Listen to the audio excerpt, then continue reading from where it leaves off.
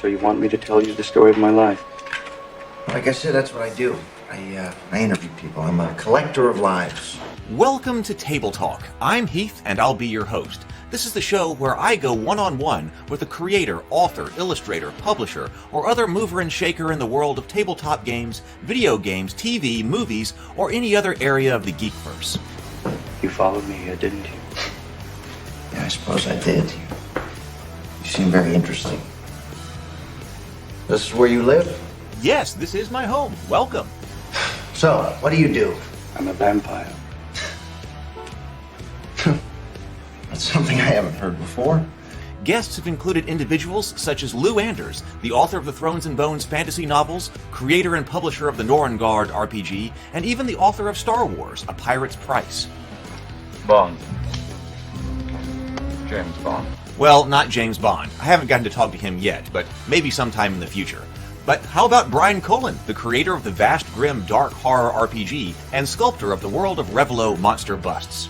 Mark Tassin, the creator of the world of Italtus, head of Mechanical Muse, and the head developer of the new Cool Name RPG. I've spoken with Jeff Engelstein, game designer and former commentator on the Dice Tower. He and I got deep into the statistics, probability, and psychological function of dice in tabletop games. Jamie Stegmaier, the founder of Stonemaier Games and crowdfunder extraordinaire. He's published many hit board games like Scythe and Wingspan. I've spoken with Sydney Engelstein from Indie Boards and Cards to talk about what it really takes to publish a board game in today's environment and what it would take for you to get published if you were trying to get a publisher for your board game. I've spoken with Ajit George about game writing, education, and his contribution to Van Richter's Guide to Ravenloft and his development of the Journey Through the Radiant Citadel Dungeons & Dragons book. Let's see, who else have I spoken to? I am Hela, Odin's firstborn, commander of the legions of Asgard, the rightful heir to the throne and the goddess of death. Yes, I really appreciate her taking the time to speak with me. That was a great interview. I've also spoken with Cameron Passion, a writer and novelist who's been working in Hollywood for over 20 years. His projects have included Emmy and Golden Globe nominated Sleeper Cell, Kings, Nikita, and Roswell, New Mexico. His analysis and commentary have been very popular on YouTube. I've gotten to speak with Paul Shadow, the former network executive who has made quite a splash here on YouTube with his reaction videos to current movies and films. He and I discussed the status of independent film and web productions online today. Brianna da Silva is a reoccurring guest on the show and a very popular one at that. She's an author and director, and she was also the co-writer of the cultist comedy web show that's here on the channel. She and I regularly meet to study and analyze stories. I've also gotten to speak with of the Positive Fandom channel. She's an ally in our effort to be a positive and constructive force in the Geekverse. Are you ready? Have you got your drink? Are you all settled in? You might want to buckle up because it could be a wild ride. We're about to explore the worlds of tabletop gaming, sci-fi, fantasy, and the Geekverse through the eyes of those who are making things happen. Atomic batteries to power. Turbines to speed. Roger. Ready to move out.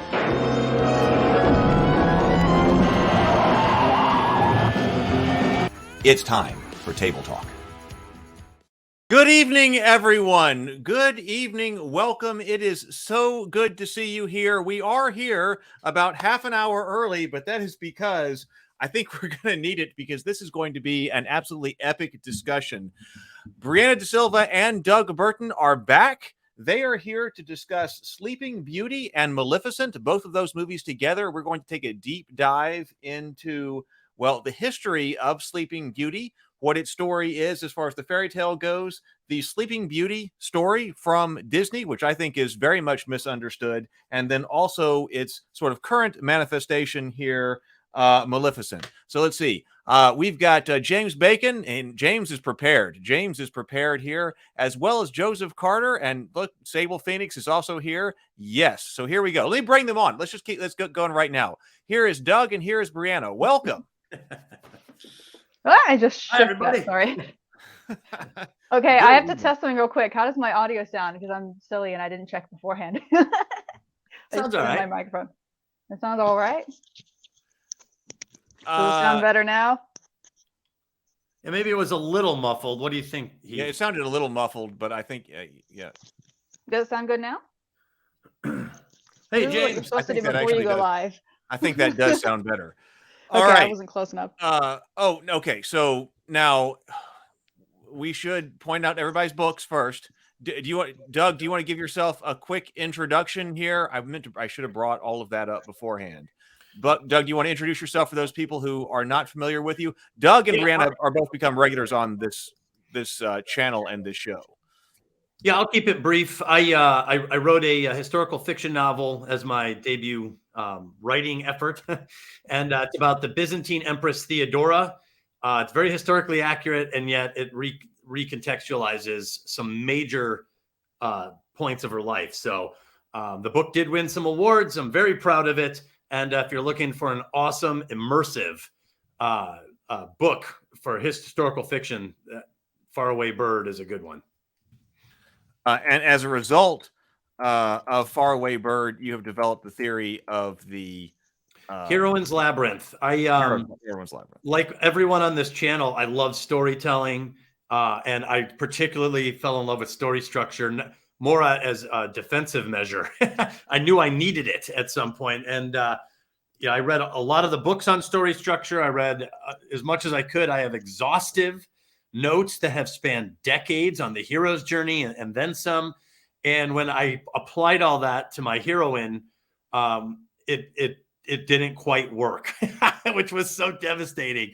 But it did lead me to re-examine heroine-centric stories. And I went on this bender just studying heroines in film and comic books and TV series, especially in the advent of streaming and literature. And I came up with a structure that helped me solve the issues with storytelling. And it's based on existing material that seems to have these patterns in them inherently.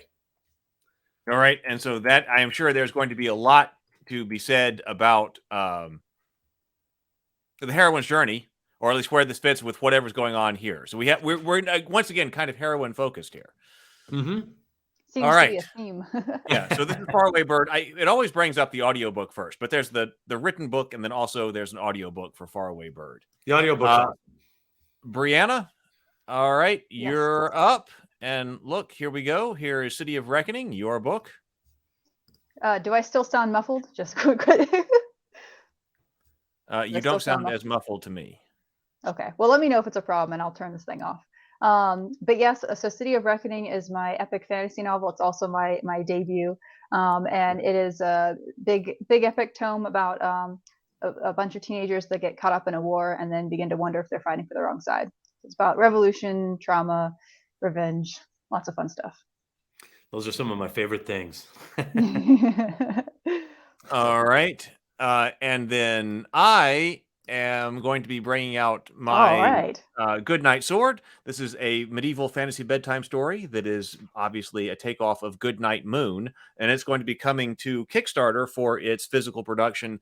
I'm hoping as soon as Tuesday. I've been working on the internal page, and on the morning grinds, I'll show people the internal page. But Goodnight Sword, hey, if you are a geek and you love medieval fantasy stuff, don't you want your son, daughter, niece, nephew, younger cousin, friend's children to be reading something like Goodnight Sword? I mean, I know I would. That's why I wrote it. So Goodnight Sword is going to be coming to Kickstarter very soon. Awesome. All right. Real quick, Sable Phoenix, I just wanted to point out, I did buy this book, From Where You Dream, which I was wondering. I was like, who was the one who recommended this? So it was Sable Phoenix. It was Sable Phoenix. That's what I thought. I wasn't positive. But I haven't read it yet, but I did get it, and I'm really looking forward to it. I am personally fascinated with the idea of archetypes and the relationship between stories and dreams. I actually think that stories are like fully articulated dreams. They come from the same source. So that book seemed to be in line with things that my understanding of storytelling.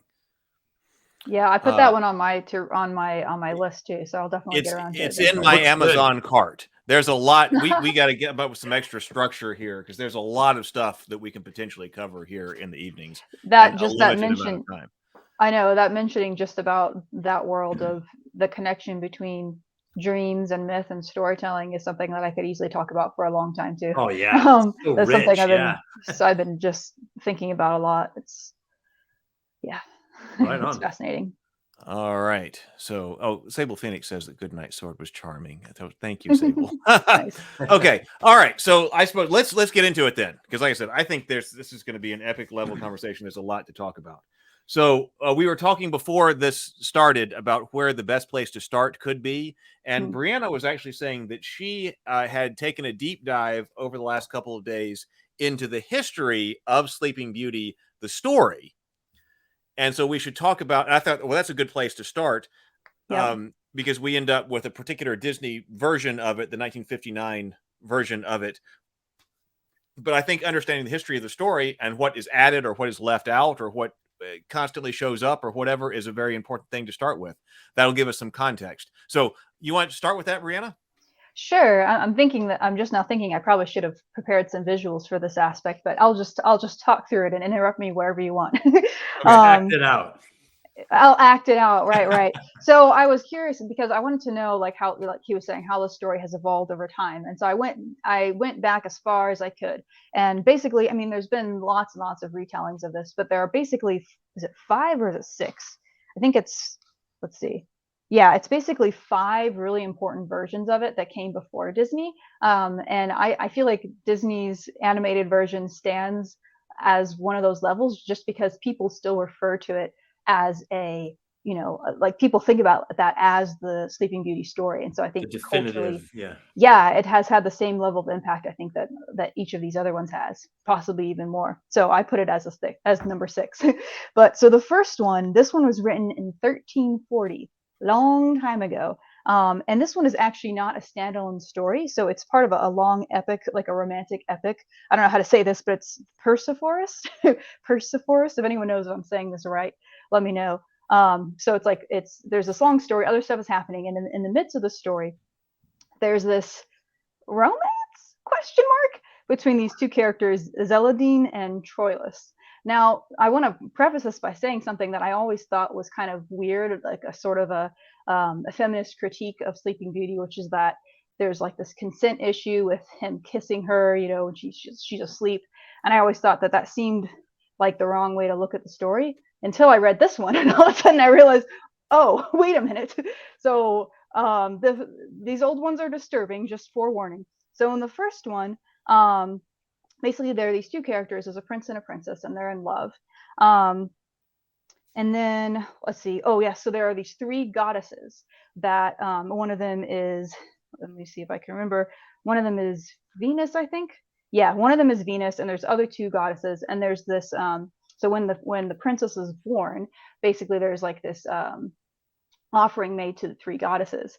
But one of the offerings, like to one of those goddesses, was seen as incomplete, like there was like a missing knife or something like that.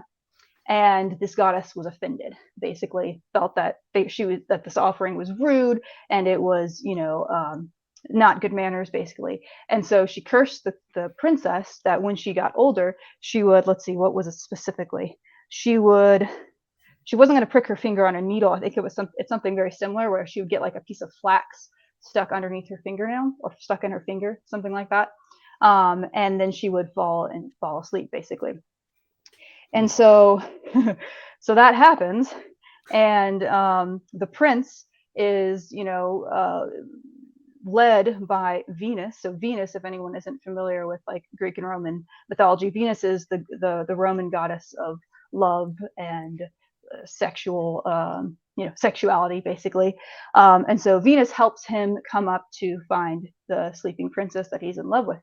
And she's giving him all these hints on what he needs to do. And then finally he understands that what she wants him to do is to take advantage of her, basically rape her in her sleep. And he's like, oh, I can't do that. Like he doesn't even want to kiss her or anything. He's just like, that's not right or whatever. And she keeps like goading him on. And then finally he does. So he rapes her in the original version of this. And then he clearly feels terrible about it because he loves her, whatever. Venus has like made him obsessed to do it. And he like trades rings with her real quick to try to make it look like they're married or something. Super messed up. So he runs away and she doesn't wake up. She's still asleep. And then 9 months later, she gives birth to a baby still asleep. And the baby is trying to find, is trying to get milk, and it can't find her breast and starts sucking on her finger. And then what it does is it sucks the flax out. And so then she finally wakes up. Hmm. And so then he comes and he tells her what happened, and she's, she's kind of horrified. She like grieves the fact that she was raped, but they still get married and live happily ever after. And so it's a very dark story, and it's interesting because it does have certain elements that still persist. So there's a supernatural woman who's angered at a perceived lapse in manners, right? There's a curse on a baby for her relatives' misdeeds. I should put this up here so I'm not looking down. 3 little goddesses. Yeah, well, they're Maybe not little three goddesses, but there are three. Three Yes. supernatural elements of this. Right, Yeah. right, and they're all feminine. A There's a feminine form, right? Right. There's a finger pricked while spinning, so that it's a similar thing. Deep sleep, a high tower. She was in a tower in this one. And then a sexual encounter in sleep, however you want to report that. But when I was reading this one, I was like, I'm kind of go through like what my impressions were, because my mission was to try to figure out what the story meant. With this one, I was just like, I felt like it was a tragedy. Like the story felt like, again, it was part of a longer story, but this part felt like the only message I could get, I'd be curious to know what you guys thought, was that like, don't like, make sure to respect the divine. Like that was all I could get out of it. I was like, that's what it felt like. It was just like, if you disrespect gods, then they will, give you these horrible curses. Because she did get out of the curse, but like both of them had to lose their innocence in order for her to get free of the curse. So it was just, the whole thing felt like messed up and tragic. But that's where the story begins. Did Venus have him do that to her in order to produce the baby, in order to suck the flaxseed out? Right. Was that the that was the 4D long chess term that Venus was playing? Exactly. So Venus was not the one that made the curse. Venus was a different goddess. So, but she was helping in her weird kind of a way. But yeah, It's like, Venus, next time just suck that flaxseed out yourself. And we could, just pinch it and pull it out. Yeah, exactly.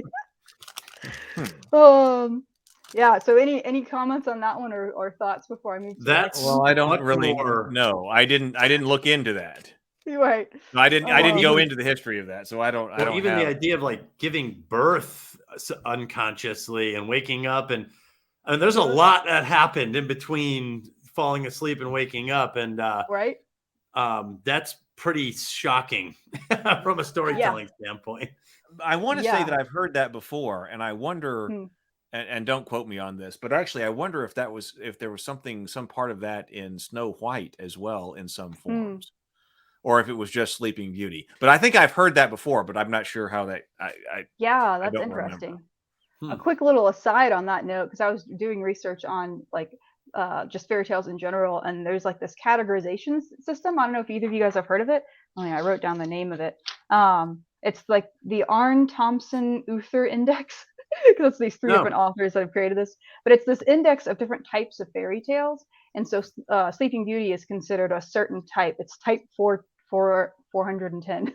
There's a whole bunch of there's hundreds of them. I had it narrowed down to 406 to 412. So. Oh, there's like I think 600 ones that are categorized or something. But this is basically one where there's a princess who is magically forced into sleep and later awakens. That there are multiple stories that fit that. So, yeah, and I found there are definitely other ones out there, other fairy tales, but they're not necessarily. They're not close enough to this one that we can say it's the same. There's other stories where princesses fall. Interesting. So that could be something else to look into. I didn't go into them, but. Well, that's what I was trying to not do when I said at the beginning of this. I was trying to say that like how many different categorizations of archetypical story structure should we have? If we end up with like 600 and something, we have too many. Let's try. When you're at 600, you haven't narrowed it down at all. Well, these are different types of fairy tales. So these are very specifically like this was a way to categorize certain types of tropes that are distinct enough that they are worth categorizing. They're not the same kind of categorization that you're talking about. No, There's another one too of just categorizing the what's it called? I want to say tropes. That's not the right word. No, it's the motifs. Yeah, I was speaking a bit tongue in cheek. Yeah, I know. Thor, by the way, says, I never understood the spinning wheels role in falling asleep. I have a specific theory on the role of the spindle that we're coming to much later, but I'm looking forward to hearing that. So I never understood that one either. All right, so number 2. Theory on that as well. Oh, good, good. I'm glad you Okay. guys do, Okay. because I am lost. So number two, I'm gonna say this horribly because this is it's a language. It's Occitan. It's a language I don't know how to pronounce. It's like a Romance language. But this is Friar de Joy et Sœur de Plaisir, which is like it means brother of joy and sister of pleasure. Which I don't recommend searching that in English. And you will regret that. Brother of joy, sister. Hey, when you're a writer, you Some have some regrets were leeway. made. Especially if you're at work, don't search for that. That was both what happened. Anyway, so I don't recommend that. So this one was written in the 14th century, and this is the first time that we're talking about this general Sleeping Beauty story that was written as its own story, not part of a larger one. Oh, so 14th century. So I guess this was around the same time the other one was written. My note says not really any better. All right, so let's get into it. So this one is I wrote nearly the same story yet somehow worse. So let's see. Oh yeah, just the name Pleasure Sister makes my skin crawl. Something about that is so wrong. So this one, she's the daughter of an emperor, so it's similar, not the daughter of a king, but a similar kind of a thing. And this time it doesn't explain why she falls asleep. This one, this particular version, I think is a little bit more different from the other ones in some ways. But she just kind of mysteriously falls into a death-like state. It might have been, I wonder if this one was this one or a different one. There was one where it was like, there was this prophecy that said that she would fall asleep. So I can't remember which one it was. I don't think I wrote that down. So she falls into a death-like state. And then instead of burying her, because she looks dead, instead of burying her parents just like keep her in a tower, and it's surrounded by impenetrable moats and like this paradise-like environment, which I thought was interesting. Like that must mean something archetypically. And so then this prince, I'll just say them in the English words, brother of joy, hears about her, hears about the sleeping, daughter, emperor's daughter in the tower, and then he falls in love with her without having ever seen her. And then in this case, we have Virgil, weirdly. Virgil ends up coming as a magical helper to help him get to the tower. And so he guides him up in the tower. This it's like not as in the other one, it's explicitly said that she's raped. This one, it's like, yes, it is by modern standards, but he exchanges rings with her before, I guess, to sort of make it seem like they're married or something. And then yes, he has sex with her, and she still doesn't wake up. So similar to the other one, 9 months later, she has a son. No, wait, let me see. What was it? Oh, I'm confusing this one with a different one. Sorry. So she does wake up at that point, but it's with help from a speaking bird that Virgil gives the prince. So Virgil creates this magical animal helper that helps her wake up, which I thought was interesting. It's a bird. It's a speaking bird waking her up. I know that felt important somehow. Let's see. Oh yeah, she's still in a tower. I want to come back to that thought later. But yeah, so that one's a little bit shorter, I think, than the other ones. Let's see if I wrote anything else about that one. I didn't. But I can go to the next one unless you guys have any reflections on that one. Though. Yeah, it's pretty wild. Yeah. So those are the two oldest. The ones that I'm about to describe now, the next three are more well known. And usually when you're talking about the history of Sleeping Beauty, people talk about the next three I'm about to talk about. And real quick, I have one question. Yeah, go ahead. Yeah. Were the 6 of these consciously recreated, or were any of them did the late 14th century guy know that he was rewriting the early 14th century version and just was like, I'll fix a few things? I actually don't know the answer to that. Okay, I was just curious if they thought that they were updating for modern audiences. Yeah, I mean, those two, like I said, those two that I just described were they were in the same century. They weren't too far apart from each other. But then we're going to skip forward 300 years. So these ones are, so I can't remember what the history is of this other one. This next one is an Italian one called Sun, Moon, and Talia, or Sole, Luna, Italia. I can't speak in Italian. But I think I'm trying to remember. Yeah, because I think the last two, there's one by Perrault, and there's one by the Brothers Grimm, and I think both of those were intentional. Like they were writing like these stories at that point had become oral. So those ones are pretty interesting. They changed quite a lot. So, so this one is by a guy named Basile. I don't know how to pronounce Italian names. Basile. And it's also part of a larger work called the Pentamerone. I'm bad at this. Wow. Never mind. Sun, Moon, and Talia. And this one is a doozy. This one's fun. So Talia is the daughter of a great lord. Again, not quite a princess, but close enough. I was thinking, by the way, about the archetypal meaning of princesses and princes. Let's come back to that. I'll just put a little okay, note man. there. We've been talking. Well, we've been talking about the significance of medieval titles on the morning grind. Oh, so, yeah. All right. Oh, cool. Yeah. So we can. Okay. So that's interesting. All right. Yeah, because I was thinking, I don't want to get distracted, but that. Okay. Don't get distracted. But if we want to come back to that, we got information on that. Yeah. Just a note on that is that I think theoretically that the sort of archetypal connections maybe hadn't fully established yet. So at this point, perhaps being the daughter of an emperor or being the daughter of a lord felt the same to readers at the time. I've got information on that. Keep going. Cool. But if we need to come back, I got information on that. Okay, so so here we have the spindle comes up again. Let's see. I didn't write all these notes, but I think I remember this one pretty well. So there's a similar kind of a situation where someone is, she falls asleep, and this time instead of a prince that comes to wake her, it's a king. So she's like in this house, basically put aside somewhere, and the king comes by and he finds her and he tries to wake her up. Unfortunately, yet again, passion runs hot within him, and he rapes her. She becomes pregnant. This time with twins. So she has a boy and a girl. And the same thing happens from that original one, the number one that I was telling you about. So the girl in this case, 9 months later, sucks at her finger and then pulls out the flax splinter. And so then she wakes up and she's kind of like, where am I? Why do I have these babies? Oh, well, I guess I'll just take care of them. She's like in this house just all by herself. But then the story continues. So the king returns and he finds her awake and he's so excited. He tells her, oh, I'm the father. And she's like, okay.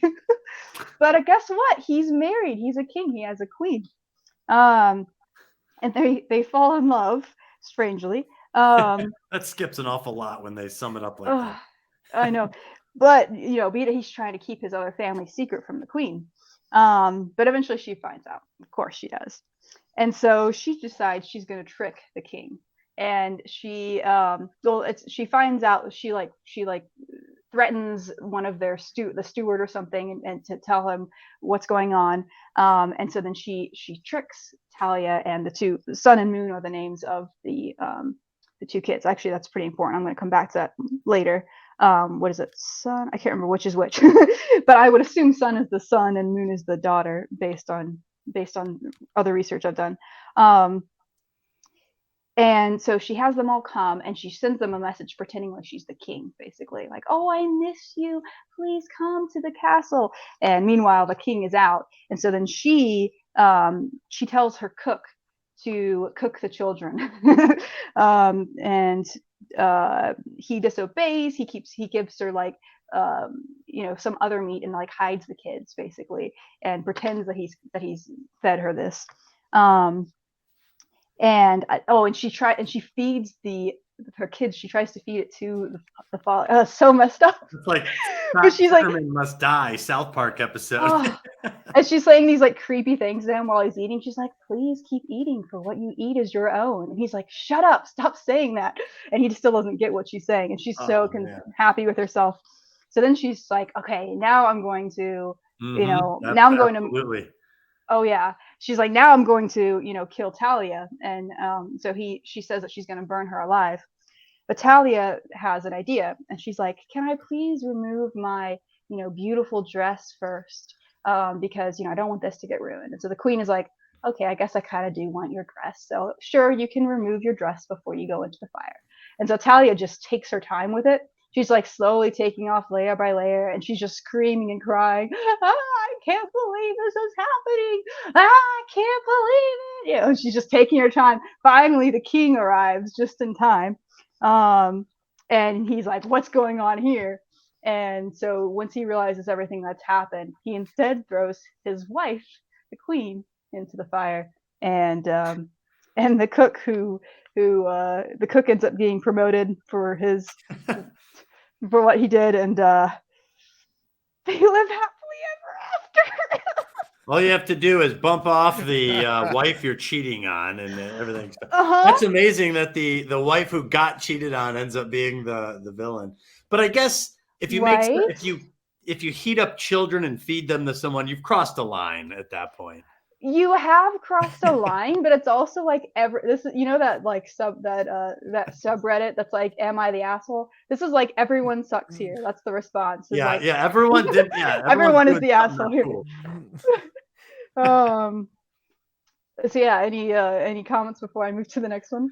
Just wow. I wish I had gotten deeper into the history here to have a deeper conversation with you. Yeah, Sable Phoenix actually said that gives off a little bit of a Hansel and Gretel vibe. Well, no, yeah, I brought that up. Yeah. Oh yeah. The cooking of the children by the.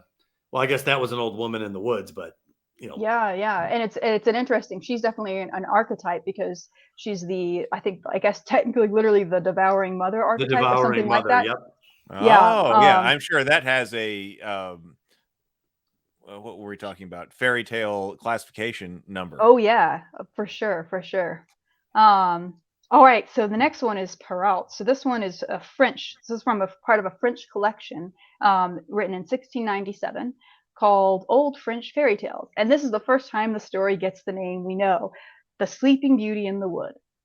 And this is, so basically Perrault and Grimm, what I'm about to tell, these are about to be the most familiar versions of the story. These are basically the two that Disney drew on. So there's a king and a queen who really, really want a child, and they're struggling. They can't have the child until finally they have a daughter, and they're so excited. They end up deciding there are 7 fairies that are invited to come and be godmothers. This is the first time we have fairies. And that's so that each of them can come and bring a gift to the daughter, because that is part of their tradition. But they were theoretically trying to get all the fairies that existed, because they wanted to make sure they could have as many gifts as they could so that this daughter could get just perfect, right? But they left one out by mistake. There was this older fairy that nobody really knew if she was still alive or not, because she was like way out in the wilderness, and she just never heard from her. She's like, she's probably dead. Like, no one can find her, so she wasn't invited. But she didn't like that. And so they had prepared like all these like special gold caskets for each of these fairies, with these, gold spoons, forks, and knives. So this goes back to the very, very first version, where it was a knife that wasn't given to that goddess. So you see the continuing on. Yeah. And so each of them gives a gift. There's going to be beauty. She's going to have the temper of an angel, grace, perfection, or perfect dance, I guess it was, voice and song, and then musical talent. And before the very last person can come and give her gift, the very angry 8th one that didn't get her nice golden stuff and didn't get invited, she says, I've got a gift for her. She's going to prick her hand with a spindle and die. And so then the 7th one is like, okay, let me try to make this better. I can't undo that curse, right? But I can change it. I can make her instead go into a deep slumber, and it will last 100 years. And then a king's son will awaken her. A death-like sleep. Yes. So the king, of course, as we know, bans all spindles. But about 15 or 16 years later, the princess encounters a spindle from an old servant who had never heard of the proclamation. The king, so of course, she falls asleep, all that. The king puts her in her finest apartments in the palace. So don't say she's in a tower, but it's still kind of a similar feel. And at this point, that young fairy, so it was the youngest one. Number 7 was the youngest of all of them. She puts everyone in the castle to sleep as well, except for the king and queen, which I thought was kind of weird. The king and queen, they kind of say goodbye to everyone. They leave, And the castle ends up becoming protected by these thick trees and thorns that grow up all around it so that no one can come and bother them for 100 years. So 100 years later, the throne has passed to a different family. So I appreciated that detail because I think they're trying to avoid an incest situation. So at this point, different people are ruling than were ruling before. And there is this like, let's see. Oh, I think that's a different version. Yeah. So there's so the prince from this other one, he encounters the castle, and he hears the story of the sleeping princess that is in there, and said, impelled alike by the wish for love and glory, he approaches the castle. And now instantly, he doesn't have any issues with these brambles and thorns. They just instantly part for him. So these weren't like an obstacle in this story. They were there to protect the princess, basically, so no one could bother her for those 100 years. And so it lets him through. And there was this comment, I thought, this one I was able to find the actual story, so I actually read it, where it was like, a young and gallant prince is always brave. So he continues on, he's just this archetype of the young, brave masculine guy. In this case, guess what? There's no rape. There's not even a kiss. He just arrived. And then she wakes up because the time has come for her to wake up. And this one's kind of sweet because this is the only one where the love story makes any sense to me. They meet, they start talking, and it just says they just talk and talk for hours and hours. And they can't, and they're just like having this beautiful connection. And there was, I'll go back for a second because just for storytelling purposes, there was an interesting thing where even though he didn't have a lot of obstacles, his going up to where she was, this is sort of very eerie experience as he's meandering through. All these people are just asleep. And it was very like an uncomfortable kind of a journey, even if it was pretty easy. So anyway, so she had all these like pleasant dreams for 100 years. It was pretty pleasant. And everyone is like, okay, stop talking, let's eat. So everyone they have a feast, and then they get married. And they have 2 children, Dawn and Day. So the daughter is Dawn and the son is Day. So in the original language, that's Aurora and Apollo. So that's where that name comes from. The prince is actually part of the blessing bestowed by the final wise woman. Oh. Yeah. So that was the curse isn't broken. Right. That's what Brianna talked about. The curse wasn't in that story. The curse wasn't broken. It was the 100 years, and that guy showed up. Right, and that was part of what was supposed to happen. Is that he was supposed That's to more of the up. prophecy version. Right. It's like a prophecy. That's a good point. Good clarification there. But the story isn't over because now we get to have more of a devouring mother. So he's been keeping his family a secret, this prince, because he has a mother at home who is an ogress. She's literally an ogress who married his father, I guess, because they had money or something, the ogre kingdom or whatever. And she has, as all ogres do, just a hunger for children. Like if she's around children, she just can't help herself. So he doesn't want her to know about that, obviously. But eventually, the king dies, and then the throne passes on to this prince, and he becomes the new king. So at that point, he brings his new family into the castle, and everything's going fine for a while until one day there's a war. This is interesting. There's basically 2 stories that's like lumped together into one. You can see why Disney removed this part, because it's like, okay, that's another story. And so the war comes, and he has to leave. He has to go and fight in battle, and he lets his queen, the former queen, his mother, be kind of like regent in his place while he's gone, which seemed not like a good idea, because instantly, so the same thing happens in the last story where she tells the cook, I'm going to eat Dawn, today I'm going to eat Day, and he gives her the fake ones, etc. All that's the same, until basically she realizes she's been tricked by when she's like going through the castle, and she hears the sound of the that family that she thinks she just ate. She hears them like playing or something. So in her rage, she creates this big like cauldron of all these venomous snakes and toads, and she's about to toss them all in. And just in time, who should return but the king? And he's like, well, what are you doing? And then his mother is just so angry, she just throws herself in. And that's basically how that story ends. She's like, I'm out of here. Yeah. And this one has a moral at the end. So at this point, when they would write for fairy tales, there's a lot of they write a little moral. and it basically was saying that this one is about true love and that it's worth waiting for, sort of, kind of. Interesting. But True at the love. same time, true love is really hard to wait for, and so it seemed to kind of like a thing like you should wait for marriage almost. I don't know.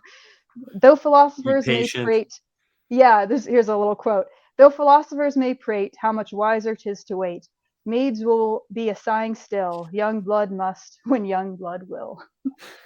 So that one is hurrah. It's like a moral that undermines itself. I know, right? It's like, what am I actually supposed to get out of this? I'm confused. It's like, yeah, it's good to wait, but there's no stopping you. So, but it's hard. Yeah. Oh well. That's crazy. You guys ready for one more? Yeah. You got one more, and then we go on to One the more. main story. Okay, I'm still Yeah. listening. I'm gonna walk over here, but You're good. I'm listening. I'm ready. Go. All right, and now our favorite, the Brothers Grimm. This one actually is my favorite. The Brothers version. Grimm. Okay, all the Brothers right. Grimm. We used to Grimm stories being like really grim, you know. This one actually isn't so bad. It's, like I said, it's my favorite one. So this one is called Little Briar Rose. That's the name of the story. And this was published in 1812 in the Grimm's fairy tales. And in this one, the character's name is Rosamund. Rosamund, I think is how you say it. So similar start. There is this king and queen longing for children. And one day while the queen is bathing, there's a talking frog that tells her, like, in 1 year, you're going to have a daughter. And so it came to pass. And they decided to, have a great celebratory feast, basically. And they invited 13 wise women. But he ended up only having 12 golden plates for them to eat from. So one of them didn't get a golden plate. As you can probably predict where that's going to go. At the end of the feast, they come to bless the child, blah, blah, blah, blah, on her 15th year, you know.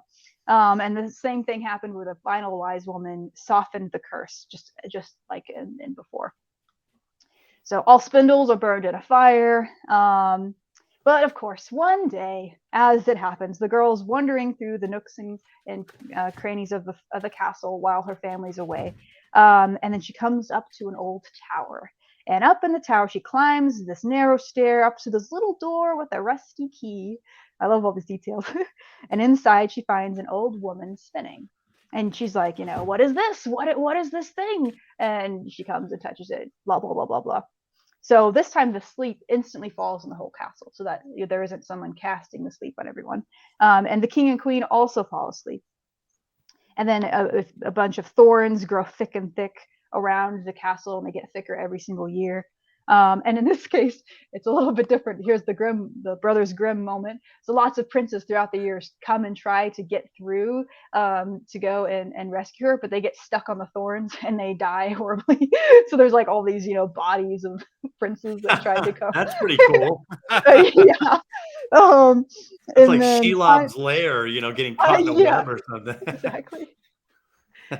Finally, after 100 years, a prince tries this bravely, and then surprisingly, this time the thorns and they part, or actually they transform. They all turn into like flowers, like roses or something, and they part and bid for him, and then he goes up and up into the tower, and he finds the lovely Rosamund. And here's how we have the kiss, what that is like in the Disney version, where he's moved by her beauty and he stoops and down and kisses her. And then she awakes, and everyone else awakes, and they get married. They live happily ever after. Well, here's how it actually says it. They live very happily together until their lives end. And I want to say this one had like a little moral message too, didn't it? Did I not write this one down? Oh, I don't remember. I think I guess that one didn't, but it just was, this one was very clearly about, there was this element of love to it. I want to make a quick little aside, because there's this other, this isn't on the same level, but there's a particular retelling that is very fun, done by Neil Gaiman. If anyone else is a Neil Gaiman fan out there, but he did an illustrated version of this, and I read it years ago.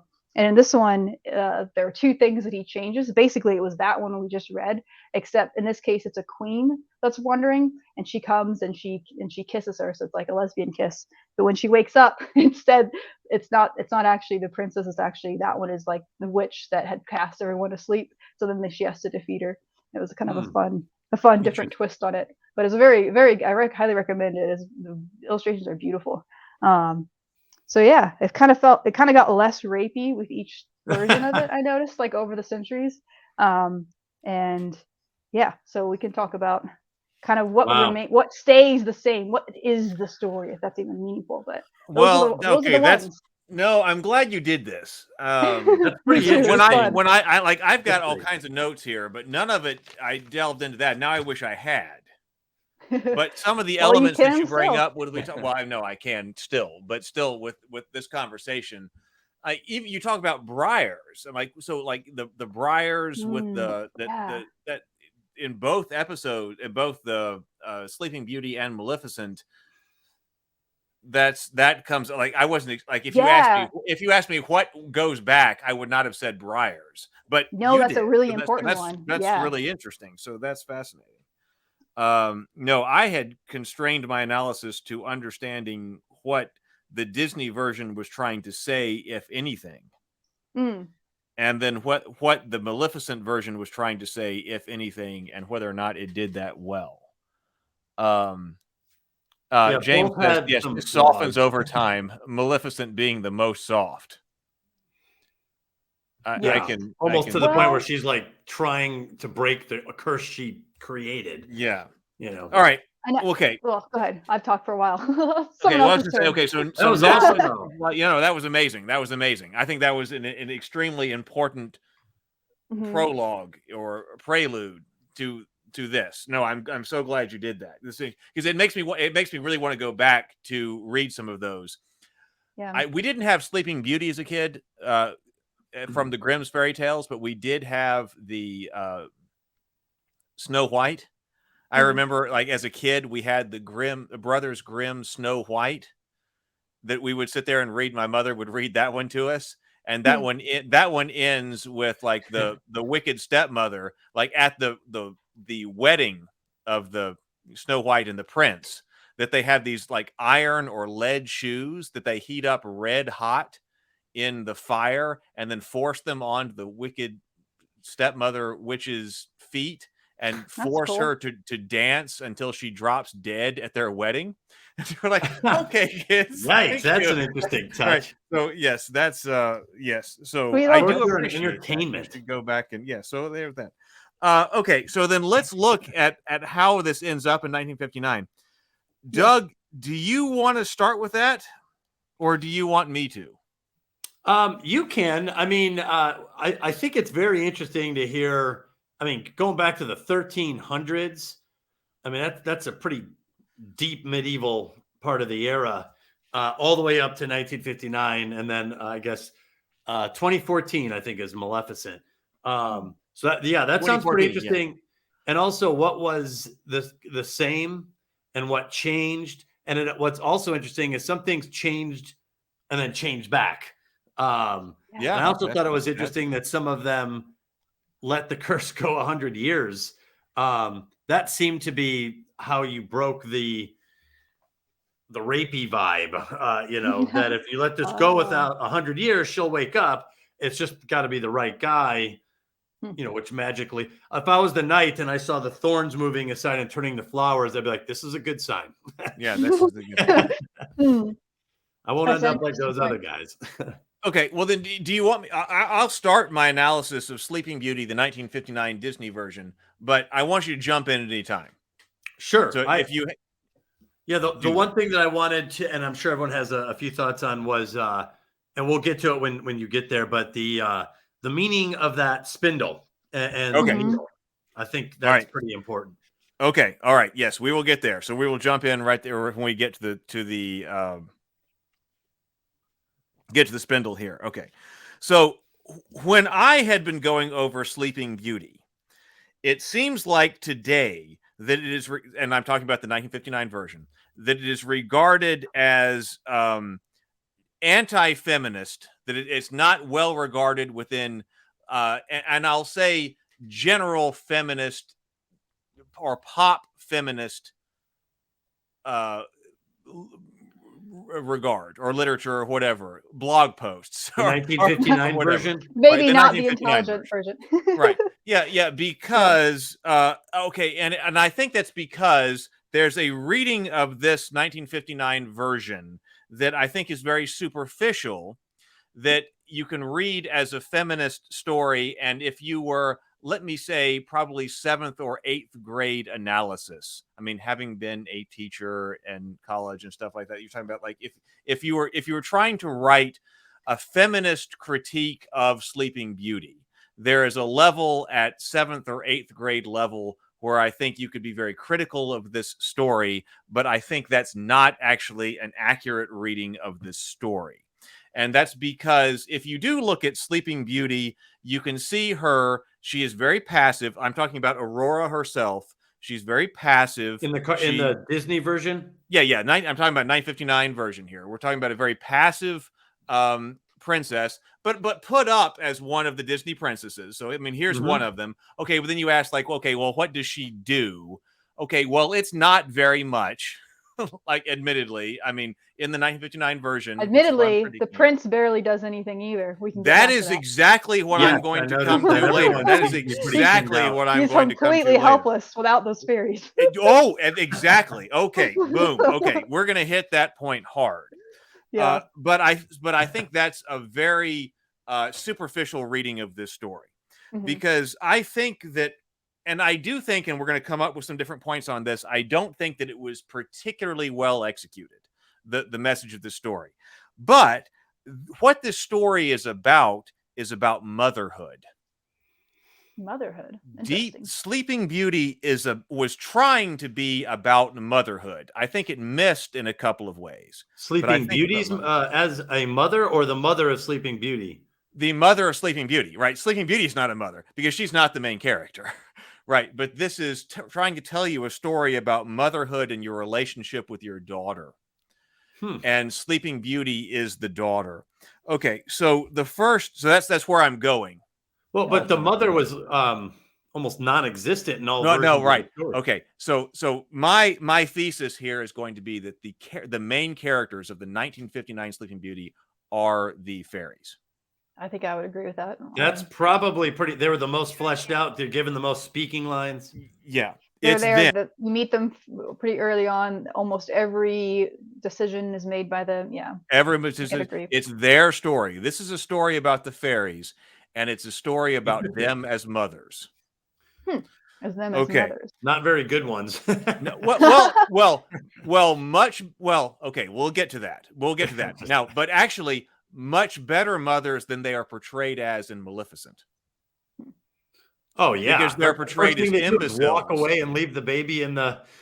They're like, "Hey, here's your new home," and they all walk away. I'm like, "Yeah, right." They're portrayed as imbeciles, which is, I think, counter to the 1959 version. Okay, so the first thing I would say, that the first really big note that I had here is the fairies coming to give gifts to the daughter, to Aurora.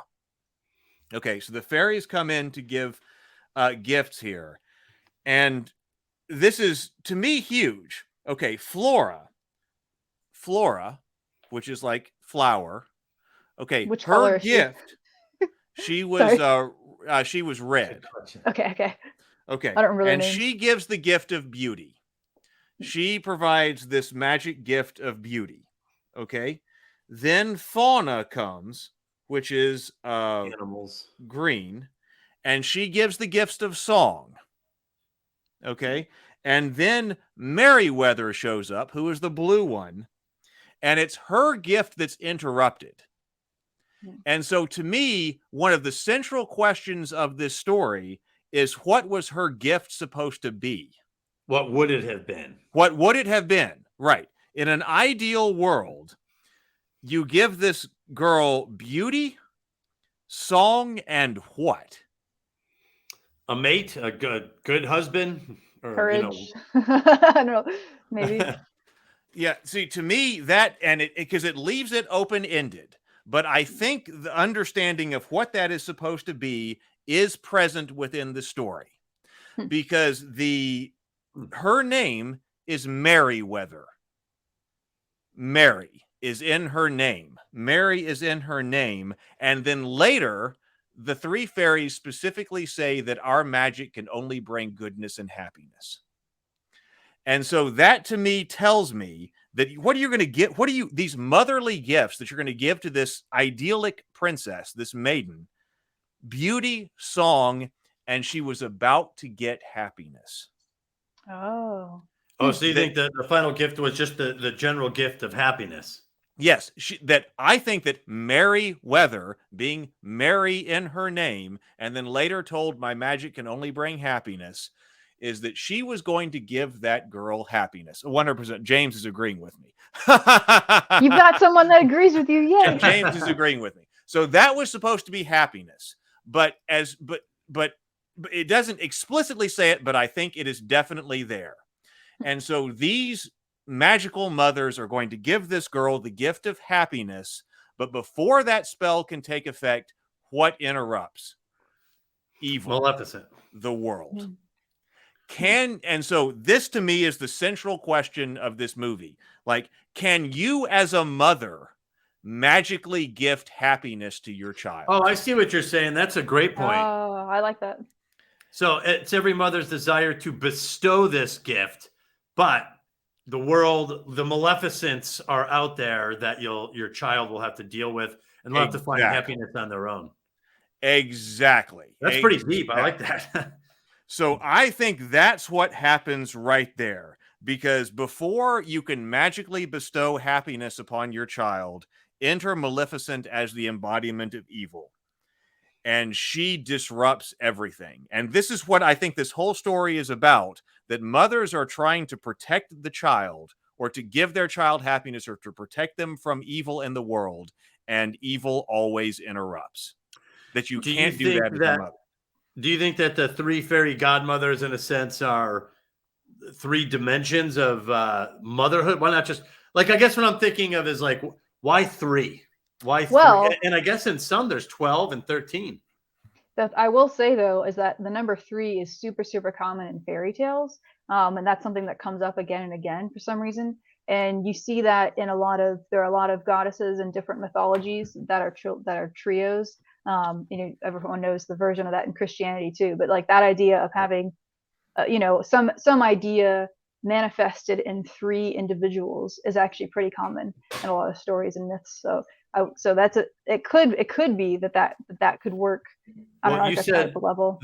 the very first version of this story had 3 goddesses too. Right. So there was you're right. I was going to say we're seeing this come about, but also since we're going to be with them, like from a storytelling perspective, I mean, maybe you could have done this with just one fairy that's going to bestow 3 gifts, but then it's very difficult from the storytelling perspective to have the fairy talk to herself. It's much easier from like a film perspective to divide that single person, the mother, into more than one to create dialogue. Exactly. And Brianna, what were the 3 goddesses? What were they goddesses of? You said one's Venus, so beauty, right there, the gift of beauty. I don't remember. Was one of them the goddess of like motherhood, or? I could probably look this up if I could try to remember it. Let's see. I don't have it written down. That would completely reinforce what Heath's saying right now. Themis was the one that she was cursed her. Who is Themis? Themis goddess. Venus is like the goddess of beauty, isn't she? Themis. I'm saying Themis. Themis. Themis was Titan. She was the goddess personification of justice, divine order, fairness, law, and custom. Interesting. So that makes sense that she would be really upset that something that felt unjust or unfair happened to her. That's what she is. Yeah. I don't know what the third one is. I didn't write it down. Interesting, James. Well, there's a relationship between justice and revenge, Right. Okay, so now enter Maleficent, and Maleficent says that she will indeed grow in grace and beauty, but that on her 16th birthday, she will prick her finger on a spinning wheel or a spindle. Now, because we can talk about the anachronistic nature of the actual spinning wheel itself, but nonetheless, there's still the spindle that is associated with spinning. So I don't know that that's particularly important, whether it's a spindle or the spindle of a spinning wheel. we go either way, and she will die.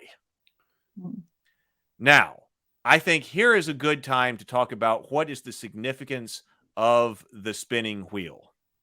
Do you want to take that, Doug, since I've been talking? So, yeah, so a lot of this came up a couple times in researching the heroine's labyrinth. And it started from a great courses, a professor, Hannah B. Harvey, who is all about performative storytelling. She's very famous for this. And she had one lecture in particular that was focused on fairy tales. And she goes into an amazing deep dive on Little Red Riding Hood. And she said that kind of similar to what Brianna just did in terms of going back and digging up the old versions of these stories, that Little Red Riding Hood was about budding womanhood, which is why she wears the red cape and hood. And she, in a lot of cases, it's the heroine is at this an age of budding womanhood, which 16 is, in the range there, at least back then for marriage. But so, and she said that the earlier version of Little Red Riding Hood was, will Red Riding Hood take the path of pins or needles? And this whole thing had this pins and needles, meaning a promiscuous path or a chaste path. This was kind of the moral directive of some of these stories for young girls. And this is where I first got the idea of the heroine's labyrinth, because that issue, promiscuity versus chastity, pins and needles, none of that's in the hero's journey. That is so not in there. This is pretty standalone. Also, the idea of pins and needles, the point of that was pricking, blood, and I guess you could say penetration, whatever you want to say, that there is a pricking mechanism. And you'll see this in a ton of stories where, and this is where the poison apple motif, I think, grew from to some extent. So to me, the spinning wheel, I think James said something about the significance of the spinning wheel itself in terms, I forgot what he said, in terms of cutting thread and like a manifestation of something. But, and also wheels are cyclical.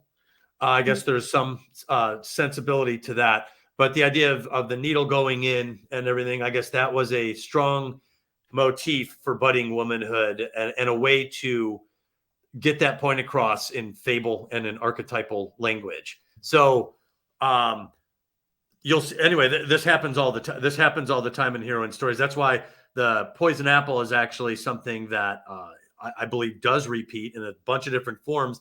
And in that one, the notes that I gave you, if you look at the poison apple, you'll see it's something inserted or injected. It changes it alters the state of the heroine. There's usually the unconscious heroine, which follows. And in the book, I discuss symbolic rape. Funny, I shouldn't say funny enough, because it's not funny at all, but the idea of symbolic rape, which you even mentioned in Sleeping Beauty in the older versions, was much more prevalent.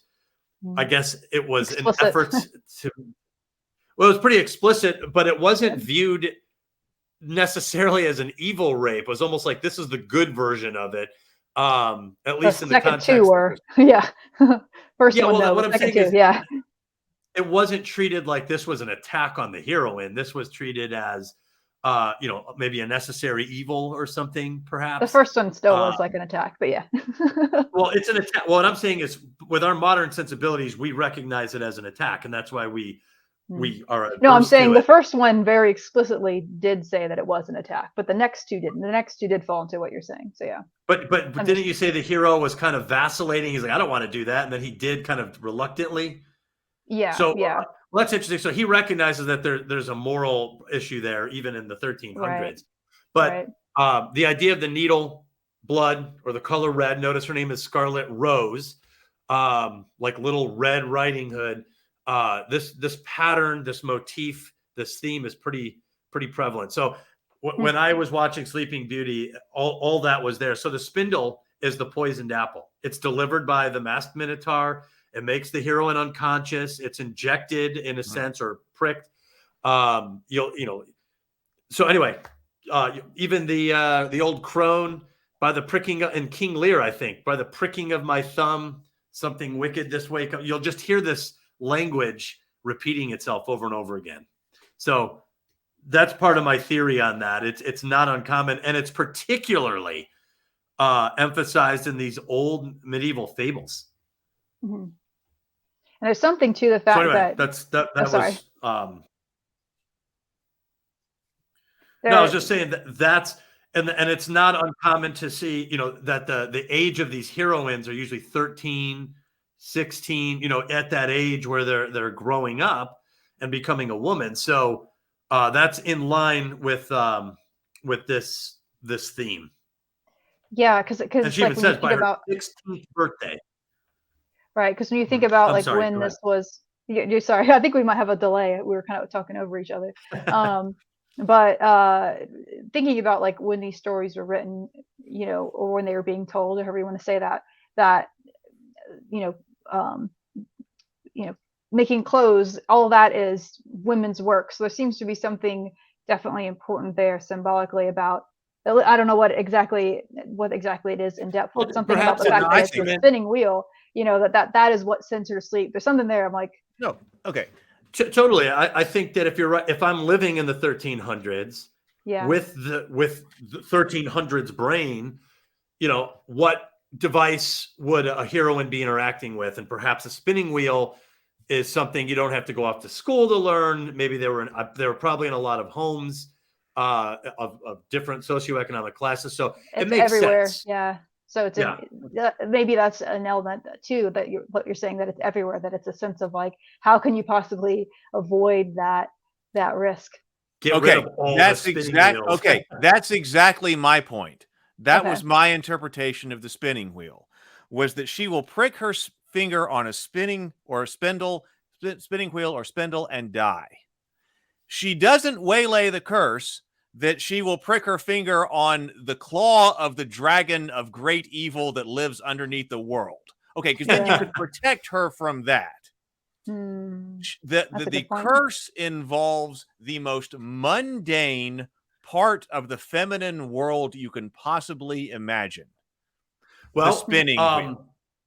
To actually tie in what you're saying with what I was saying, you could also argue knives or swords were available ubiquitously, like they were everywhere. Needles literally puncture versus slice. So I think the needle is part of the key to that theme. So I think, okay, so that could definitely be. I've really enjoyed listening to both of you talk about that, but that my interpretation was that she is going to have a major problem with a very ordinary part of life. Oh, that's good. And this has to do with the extreme, and this is why this goes back to the point about why Sleeping Beauty herself is not the main character. Because what are the mothers going to do? They're going to try to be extremely protective of Sleeping Beauty. And what happens when you are extremely protective of, especially in this case, a maiden? She's going to have a problem with even the most mundane part of life. So this is the problem of motherhood, that if you try to be an overprotective mother, that it's not going to be, you might be able to protect her from the great dragon of hell that lives under the earth, but you can't protect her from pricking her finger on the most everyday mundane stuff. part of life. Yeah, that's going to be a problem for her. Let me just ask real quick: Are you in line with Jordan Peterson's interpretation of this? Is that similar to yours, or? I don't know Jordan Peterson's interpretation. Oh, well, we'll get back to that. It's very similar to yours, actually. So you guys are thinking in a similar way. Okay, that's great. Rumpelstiltskin. We're gonna have to talk about Rumpelstiltskin at a different time. I was gonna say you could also make the case to extend to overprotective fathers. He ordered all of the spinning wheels burned and destroyed. Yeah, overprotective. Right, and you can't. Right, yeah, I think that's important. Right, because okay, so that was actually 2 steps. Okay, so Meriwether then at that point steps in. So Meriwether steps in to try to mitigate the curse, and she can't eliminate it, but she can mitigate it. So that's when she says that, okay, instead of death, we're going to go to sleep with the chance of revival at true love's kiss. Okay, that's what in 1959, that's what happens right here. And we've seen, actually interesting, the idea of the mitigation of the curse. Okay. And then right after that, right, what happens? The king decides to burn all spindles, right? Because that would be one thing if she's doomed to die by the hand of some great dragon, and he sends out all of his knights, to kill some one dragon but he's trying to keep her away again from all of the most mundane problems by burning all of the spindles in the kingdom. Yeah, I mean that's the which is ultimately not going to work. I mean that's a kingly solution too, right. because I couldn't order that.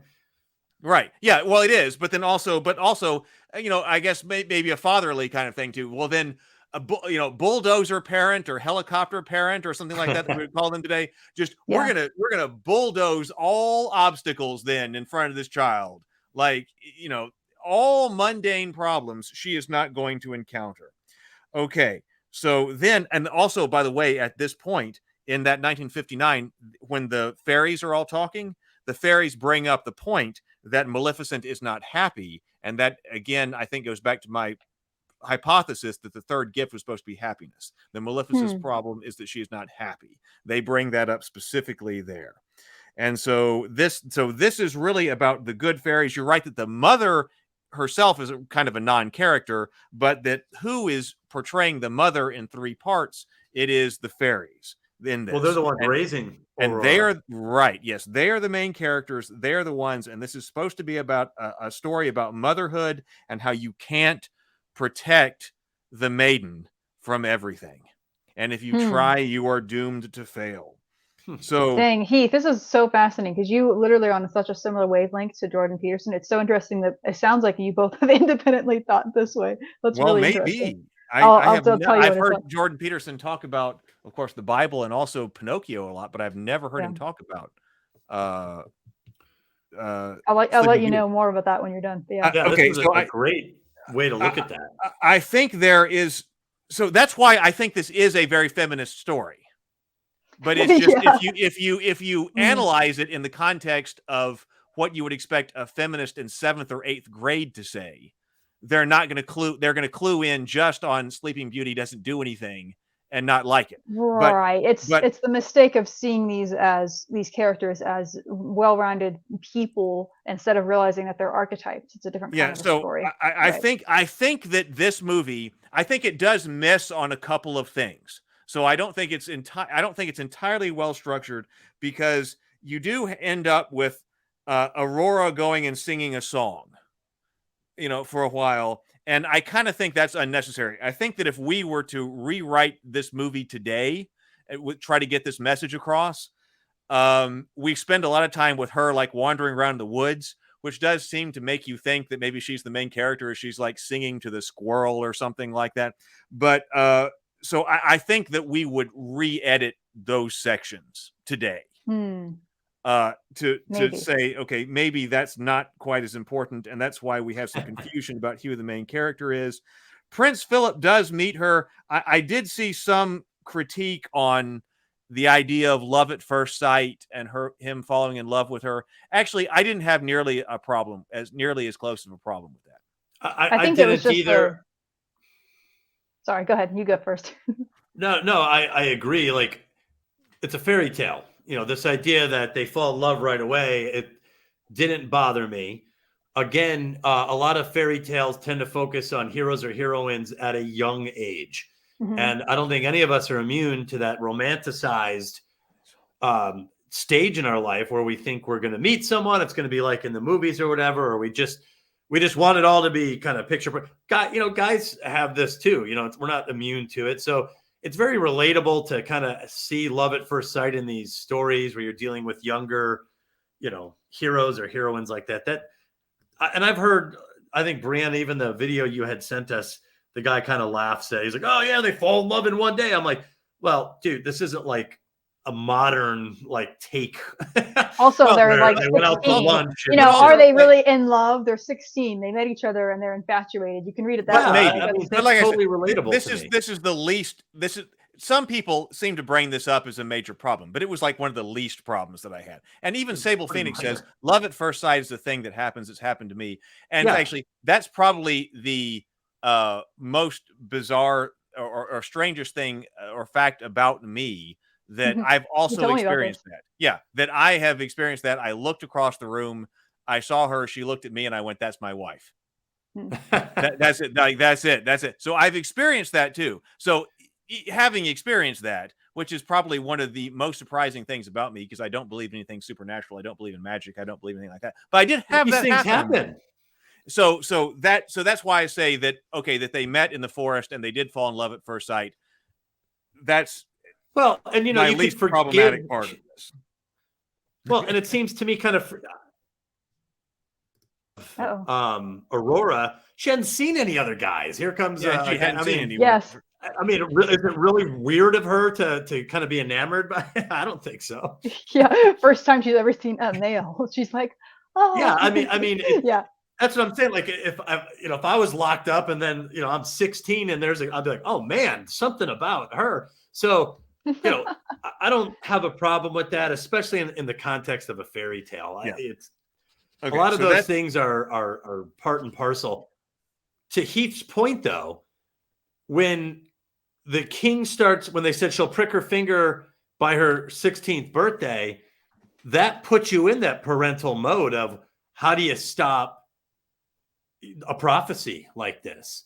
You go overboard. You're doing all these things to stop, and it still didn't work, did it?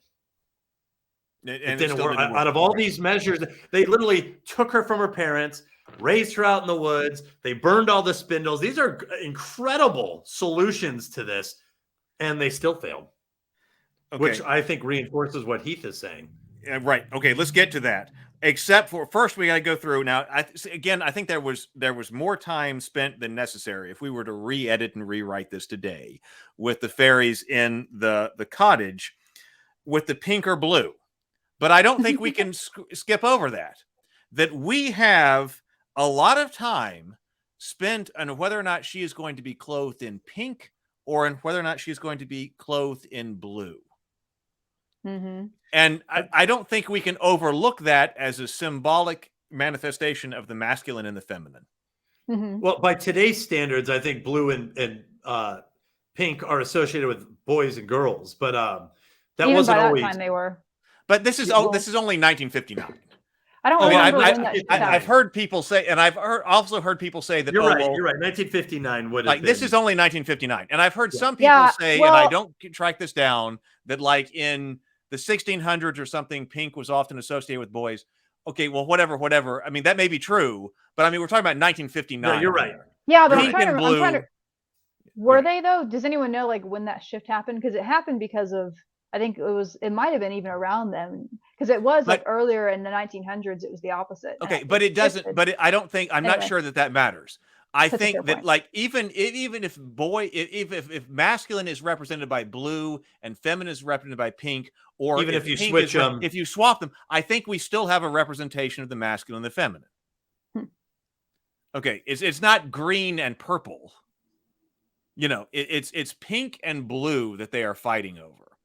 Well, in the video that Brianna sent, I thought it was interesting that they said even that argument, which seems to be entertaining and you're saying even superfluous, it was their arguing back and forth that caused the pixie dust, the blue and the pink pixie dust to come out. It had a plot point. Yeah. And that's how Maleficent spotted her in the woods. So you're probably right. They may have spent too much time on it, but it did have a function in the story.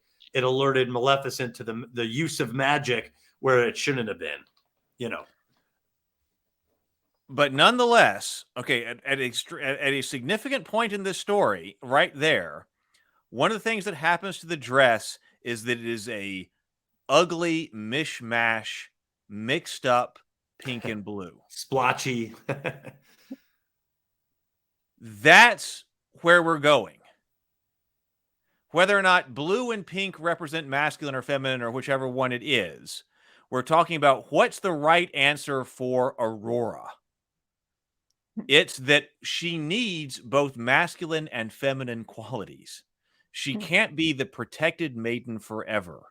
That at the end of the day, she's going to have both masculine and feminine qualities in order to be successful. And so we see that briefly in that. We see that briefly when the dress is all screwed up, blotchy back and forth, because that's all of us. And we've talked about this theme quite a bit on this channel, because like that not overly associating the feminine with male or the feminine with female, that in the end our life struggle throughout is like to reconcile both. I think that could be an interpretation of that at the end of the day, okay, yes, women may start out more feminine in general, and the men are starting out more masculine, but then what happens as they age throughout their lives? You've got to come to terms with the other side of stuff. So I think that dress is saying, at the end, we got to be both. That's interesting. That we've got to come to this. So then I think also it could also mean that if the parents or the parental figures are making all the choices for Aurora, it turns into a mess anyway. Well, that could be too. That could be too. It could be both, yeah. Exactly. It doesn't negate what you're saying at all.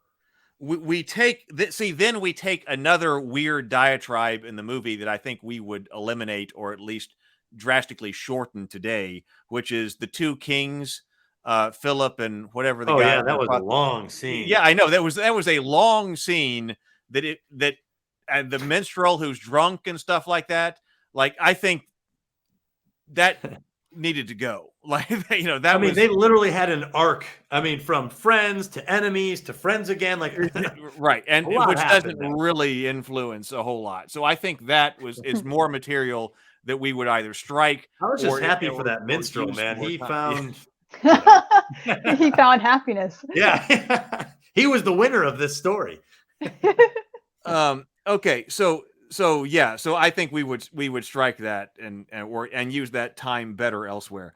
Okay, so then we do think, why not keep her away for 16 years and a day? Now they do fix that in Maleficent, because they say 16 years here, and then they say specifically in Maleficent 16 years and 1 day, because the curse is that by the time the sunset falls on the 16th birthday. So why wouldn't you tell her, keep her away until the 16th birthday plus 1 day? And they explicitly said that, I noticed in Maleficent. So that's more of a plot thing than a story thing. But somebody picked up on that, like, why wouldn't that be the order? So I don't want to, that seems to be more like a plot thing. But yeah, they decide to bring her back because apparently they're going to like show her off. It seemed like they're going to show her off at sundown. So they had to have her back at the castle, but that's still ridiculous. Like, you just do it the next day. But okay, so that's a terrible situation. But okay, so they bring her back to the castle, but see, here is where I think we've got it. We have this weird magical sequence where she does prick her finger on the spindle, which is kind of weird. But I think that symbolically, what we're saying is, what kind of chance does a maiden like her, who has been completely isolated from the world and completely protected by the mothers, have when she encounters the most mundane of problems? None. She has none. She is not going to be successful. So we have this weird magical sequence, but I think that's what it's saying, that in the end, the mothers, even as protective as they can possibly be, are unable to protect her from harm. They can mitigate that harm, because they did that with their magic early on. You know, they were able to mitigate the harm because she's not going to die. She's going to fall into sleep. So they were able to do some mitigation, but they aren't able to stop the harm that the world is going to bring to their children. And when they see her fallen asleep, one of the fairies says, "I'll never forgive myself." Now, isn't that what a mother would say when they see their daughter? It was her fault. Yeah. It must be my fault. I'll never forgive myself for what happened to my daughter. And in fact, unifying or continuing with the idea that the fairies are all one person as a mother, they specifically say, we are all to blame. Is it actually their fault? So I think we have to analyze. I think this is an important part of the story when they say that I will never forgive myself and we are all to blame, meaning the mother. Are they to blame? I mean, they are to blame because they were overprotective. They didn't even prepare their daughter for the encounter of the most mundane thing in the world. So they are to blame, but they're not to blame in the way that they think they are. They think they're to blame because they fail to protect her from even the most simple thing. But in the reality, they didn't prepare her for even the most simple thing. Right. I think that's good. That makes a lot of sense. Yeah, the first time she encounters a needle, she's done. She's done. Right. Mm-hmm. By the way, I was having a hard time deciding if I was going to make my background pink or blue today, and I decided to make it pink. So I'm glad that you have blue. That was on purpose. Perfect. Yep. So when you're analyzing that in a more sophisticated feminine analysis, it becomes much different, I think. And the relationship of the mother to the maiden. If you're right, it would almost be a more interesting retelling from the king's point or the queen's point of view, with the emphasis on the parent figures who are trying. Well, I guess you are saying that in the cartoon it does focus on the 3 parental stand-ins, the fairy godmothers. Yeah. Okay. That works then on that level for sure. See, then we get they're throughout the whole movie, aren't they? Right. Yeah. It's all about the fairies. I think it's all about the fairies, and it's supposed to be them as a mother, I think, because then we get to Philip, and this is what Brianna had brought up earlier, because Philip, the prince, is very easily captured by Maleficent. He's there, he shows up, and he's very easily captured. And he can't really escape on his own either, or defeat the dragon. Or sorry, I know you're about to say it, but no, right? Yeah. So it's almost like he's not an active agent. He is completely not an active agent. This is They're not all stripped down. Yeah, the fairies weaponize him, because as soon as they figure out what's wrong, the fairies go and get Philip, and they're the only thing that enables him to get out of there. And what they have to do is they have to unify Philip with Aurora. Because what have they denied Aurora throughout her entire life? Any type of agency, any type of masculine element, right? Any type of everything that's the masculine. And in this, Philip represents the masculine.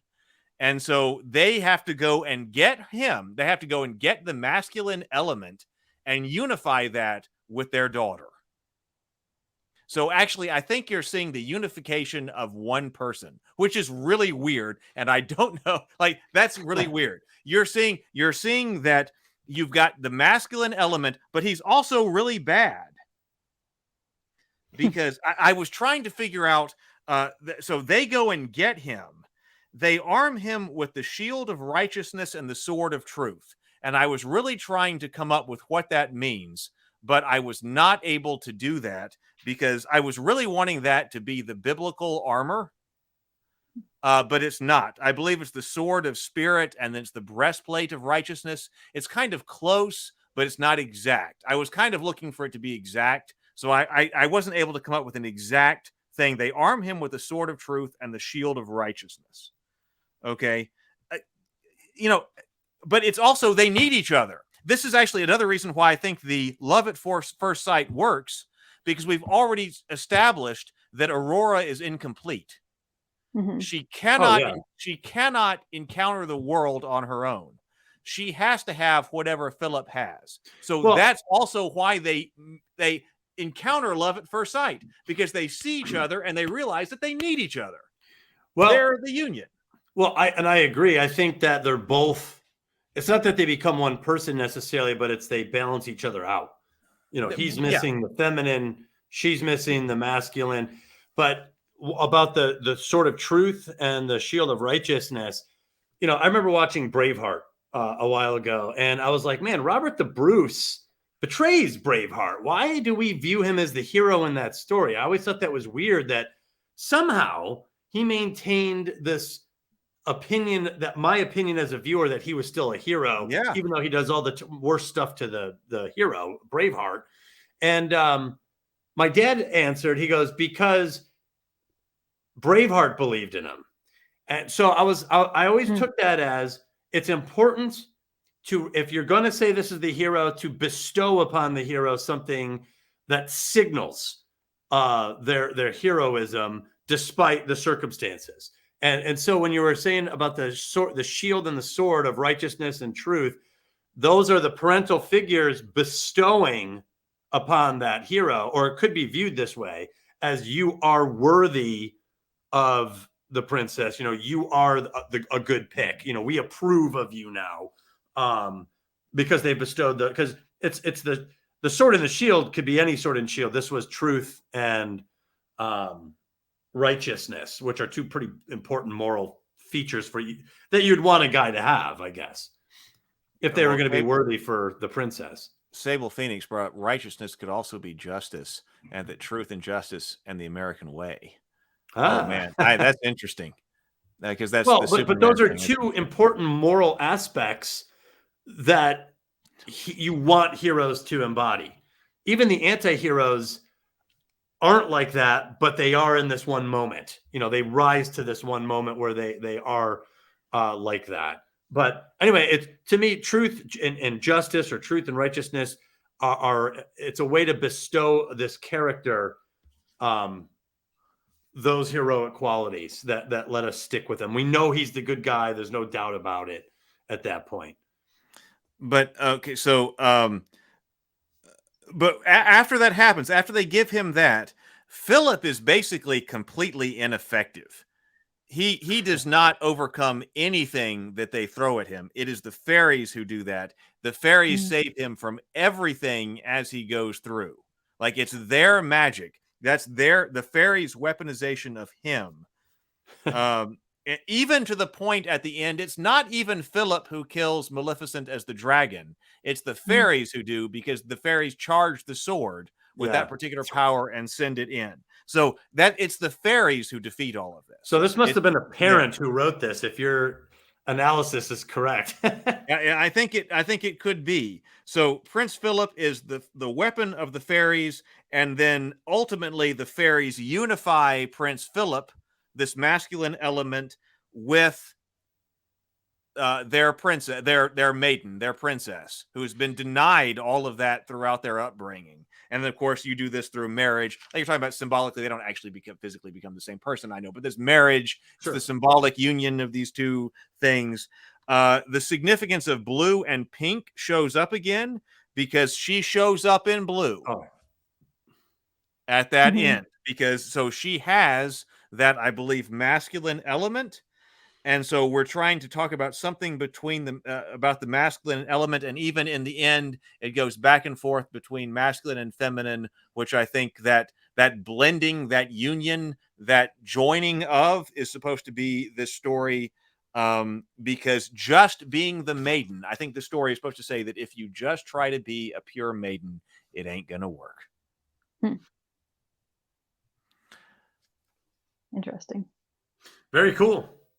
So, I mean, I don't know. To me, that works exactly with the meaning of a poisoned apple. The idea of maidenhood being this perfect, virtuous thing that is expected in that time, and the dangers that it has. So I think that makes sense. I mean, you're going to bring in, like if we're both right, the needle is a masculine symbol then, in that sense, so, and she doesn't know what to do with, like what you're saying is that she lacks any framework for knowing how to deal with that, because it's been excluded or denied or omitted in her life. So what would be interesting is if that's correct, then the blue and the pink at the end, where they keep changing her dress as they dance up into the clouds, means that she's got both now. She's got both. both. It's not a messy dress. It's just changing colors. I should tell you what I wrote down from Jordan Peterson. Shall I do that now? Okay, bring that in. That's very interesting. So because because this leads us to, I mean, I have I have his, and I have a whole bunch of other people's interpretations of this as well, including a potential one of mine. But it's not anywhere near Okay. as in depth as yours. Just different things that I observed that it could also mean. So what he wrote down, very similar. He was talking about how by not inviting Maleficent to the party, with Maleficent being this, mistress of evil, that it's like basically that they're being like overprotecting parents, that try to like shield their child from the evil world. But all it does is make that child weaker and more vulnerable. And so he was asking this question of like, do you invite evil to the party? And he says, it depends on how unconscious you want your child to be. Very Jordan Peterson right there. So he mentioned the spinning wheel as being the wheel of fate. Like they're trying to get rid of fate, but you can't. Like you can't get rid of, the darkness of the world. And then he says the prince represents the woman's own consciousness. And as a side note, he's completely just talking about the Disney version in this too. So he's talking about consciousness / logos as being often represented as the masculine. So she has to bring this, the courageous consciousness forward to survive in the world, basically. So his take is largely also about like protective parenting, and the way it like can damage you psychologically, basically, that like that is the effect of growing up in an overprotective environment, is that you become passive, you become asleep. But I made a side note here. I'm laughing at something I wrote. It kind of feels like a pastor reading deeply into a Bible story and getting all sorts of spiritual meaning, but part of you is still like, did the original author really mean all that? So there's some part where I'm like, I don't know. But I've asked that a billion times. Like when you're in school and you're analyzing these stories, and the teacher goes off on a tangent, and you're like, did the writer put all that in there? But the writer doesn't need to for it to be true, I think. Right. So my belief is a lot of this is put in there subconsciously by the writer as they work their way through this scenario. These things tend to recur. That's why I think like the hero's journey, for example, is recurrent. Any writer who puts themselves along that trajectory tends to run into those things. Some are plot devices in a sense, like a call to adventure, but some continue to manifest themselves in these specific ways, even if they're different. They're different on the outside, but they're the same under the hood. So I don't think writers are always so conscious of it, but I do think it's human to put these things in there. I think that's a natural. The archetypal power comes from the human experience, and that's why we can relate to it hundreds of years later, thousands of years later. Well, that's the main or sort of a theoretical or hypothetical theoretical bedrock of what we were talking about when we were talking about story structure and stuff like that. These things should come through psychologically. Right. The psyche produces these things. Because I do think it was interesting that when Brianna, you sent that video that I don't have the link to right now, but was it was basically the video essay on this. And but it was talking about, I don't have the link to it, but it was talking about that Walt Disney was saying, I want the simplest story possible. Yes. In order to bring forward the art form of the animation. Right. So I don't think that means he necessarily got it completely 100% right. But because I think there are some things like I was talking about that we'd probably edit out and we would cut down that was kind of weird in this. But that would be interesting if that was the goal. I want to cut this down, and that if it does end up being a story about parenting, specifically motherhood and your relationship to your daughters. Well, what's interesting is to take your position on it, of it being a parental story and the idea of protecting a child and having that child become unconscious and unable to defend themselves. And then it goes awry anyway. Right. Had they just let her live her life normally, it happened no matter what. You didn't do anything. You didn't stop anything. So what's interesting is even the stripped down, almost purely animated archetypal version of Disney still had all that in there. All of that was still in there, even though it was stripped down.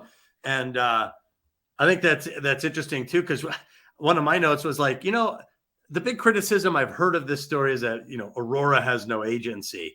And then to y'all's point, I was like, well, the prince doesn't. no one really does. The king, and it's gives up also his maybe you power. could say maybe that's the point is that she has to get her agency. But Yeah. right, exactly. I think that's it. Because because it's the fairies that do. The fairies are making all the decisions in that story. Right. Well, that's what I'm saying. It's stripped down to the point where people are like, well, the princess doesn't have agency. Well, the prince doesn't have agency. So in that vacuum, you've got the parental figures who dominate. The sleeping princess is archetypal, as I've pointed out on several other stories. The unconscious princess, that strikes at the heart. So even without giving her a ton of, she has almost no dialogue. I was shocked to find out in the story. She has very few speaking lines at all. And even the part where she goes to find the spinning wheel, it's almost like a Deus Ex Machina. Like a door opens up and she, sleepwalks unconsciously, to your point, Heath, up to the needle and touches it. So it's almost a convenience, but it doesn't matter because the archetypal power is all still there, even without brilliant writing to explain where the spinning wheel came from or all these other things that maybe we would prefer to have. You didn't need it. It was all still there, even in the stripped down version. I think that's pretty amazing. All right, shall I give some more? Yeah. Okay, give some more. Yeah. Some of these, I'm going to go backwards from the order I wrote them because I think that they're going to diverge from where we've been talking in that direction, which is interesting because some of these are also going into some of the older fairy tales and what they might mean. Okay. So there's some different thoughts. So there's this one video that I found, and I'll just describe what it was. People can find it if they want. It was called Sleeping Beauty, the Feminine and Animus, and it was by a YouTuber called Literature World was the name of the YouTube channel. I will say this one kind of struck me as sort of sexist, I will say, like both to men and women. But that aside, there were some really interesting things in here. So she was drawing from this book called The Feminine in Fairy Tales, which is like an older, like a very what's his name? Joseph Campbell. I think this person was like a colleague of him. So she was drawing from that. I really want to read that book now. So she was saying that the fairies or the goddesses, like depending on the version of the story, that they could be seen as like different aspects of our psyche. And you can't neglect any of them, or if you do, they will have their revenge, which I thought was an interesting way to think about that. Okay. And let's see, what else did I write? She was talking about the spinning wheel as being an aspect of creation. She also mentioned that there is this trope you find in literature. I don't know how true this is, but this is what she was saying, that you see like women knitting is associated with like women scheming, making plans, like making a web you can get trapped in. She was saying you see that in a Tale of Two Cities. And she was mentioning how like women usually don't attack physically, like if they're angry, they're not going to like slam things. They're more likely to poison you with their words. And so that's what she was saying. The spinning needle is like, it's this little, jab of poison that then creeps in and then affects you. And so she was kind of talking about like she was also talking about mothers, about if you have a mother that's been raising you and just been being, I guess, verbally abusive to you, or like and you've been poisoned by her words, where she's like brought you down with your self-esteem, that you'll become passive and you'll fall asleep, and you need the masculine to kind of wake you up. So it's very similar, but also kind of different. So I thought that was pretty interesting. That is interesting. I think Heath's analysis strikes a little bit more at the heart of archetypal power. And I think now that you've said it, and I think about it along those lines, it all holds up very well. Like you said, the three fairy godmothers seem to be the most consistent characters. The order, and this is pretty typical of fairy tales, the idea of a prophecy and trying to stop a prophecy, set in this context with parents trying to protect the child. I mean, you don't forget it. She will prick her finger. You say something definitively like that, and immediately it's like you're being challenged by fate, and you're going to try to defeat that fate. So, but to me, those are super archetypal and extremely memorable. That's why we remember them. And then you add these other layers, and I think you've got something that stands the test of time, even under all the criticism of Sleeping Beauty. I watched it and I remember, right away I was like, oh, this is so 1959 with the, the 20 minutes of opening credits. And when the, when the They do fairies like were, some opening credits. yeah. And when the fairies were giving her a gift, the one sang, and then she's like, I'll give my gift. And then she sang, I was like, oh my God, please don't sing another one. Like, just let's move along. So it was, but even with all of that, you remember it, the colors, the images, him fighting the dragon and the menacing dragon there, and her sleeping, like, you don't forget it. It stands up, even when there's things to criticize. Mm-hmm. Oh, it's interesting. There's a comment here from Helsinki. I don't know if I'm saying your name right. I'm sorry, or your username, talking about the relationship with talking about earthiness as being feminine. That's one of the most recent comments there. That leads This into finding HC masculine, but then the earth being feminine. So that was something that came up a lot when I was reading about these different archetypes. So there's another this is going into different territory for sure. This was a video called The Spiritual Meaning of Fairy Tales, Sleeping Beauty and Snow White. And this was by a guy named Zyman August on YouTube. He was kind of taking it a very like spiritual, kind of interpretation. But he was talking about how like the female part of us is like the earthy part, and then the prince has always been like heaven. So he's coming with like light and truth. He's talking about like waking up to truth. And what I liked about his take was that I haven't yet found a very good explanation for the tower, because that's really common. Maybe I need to research that more. Bargain.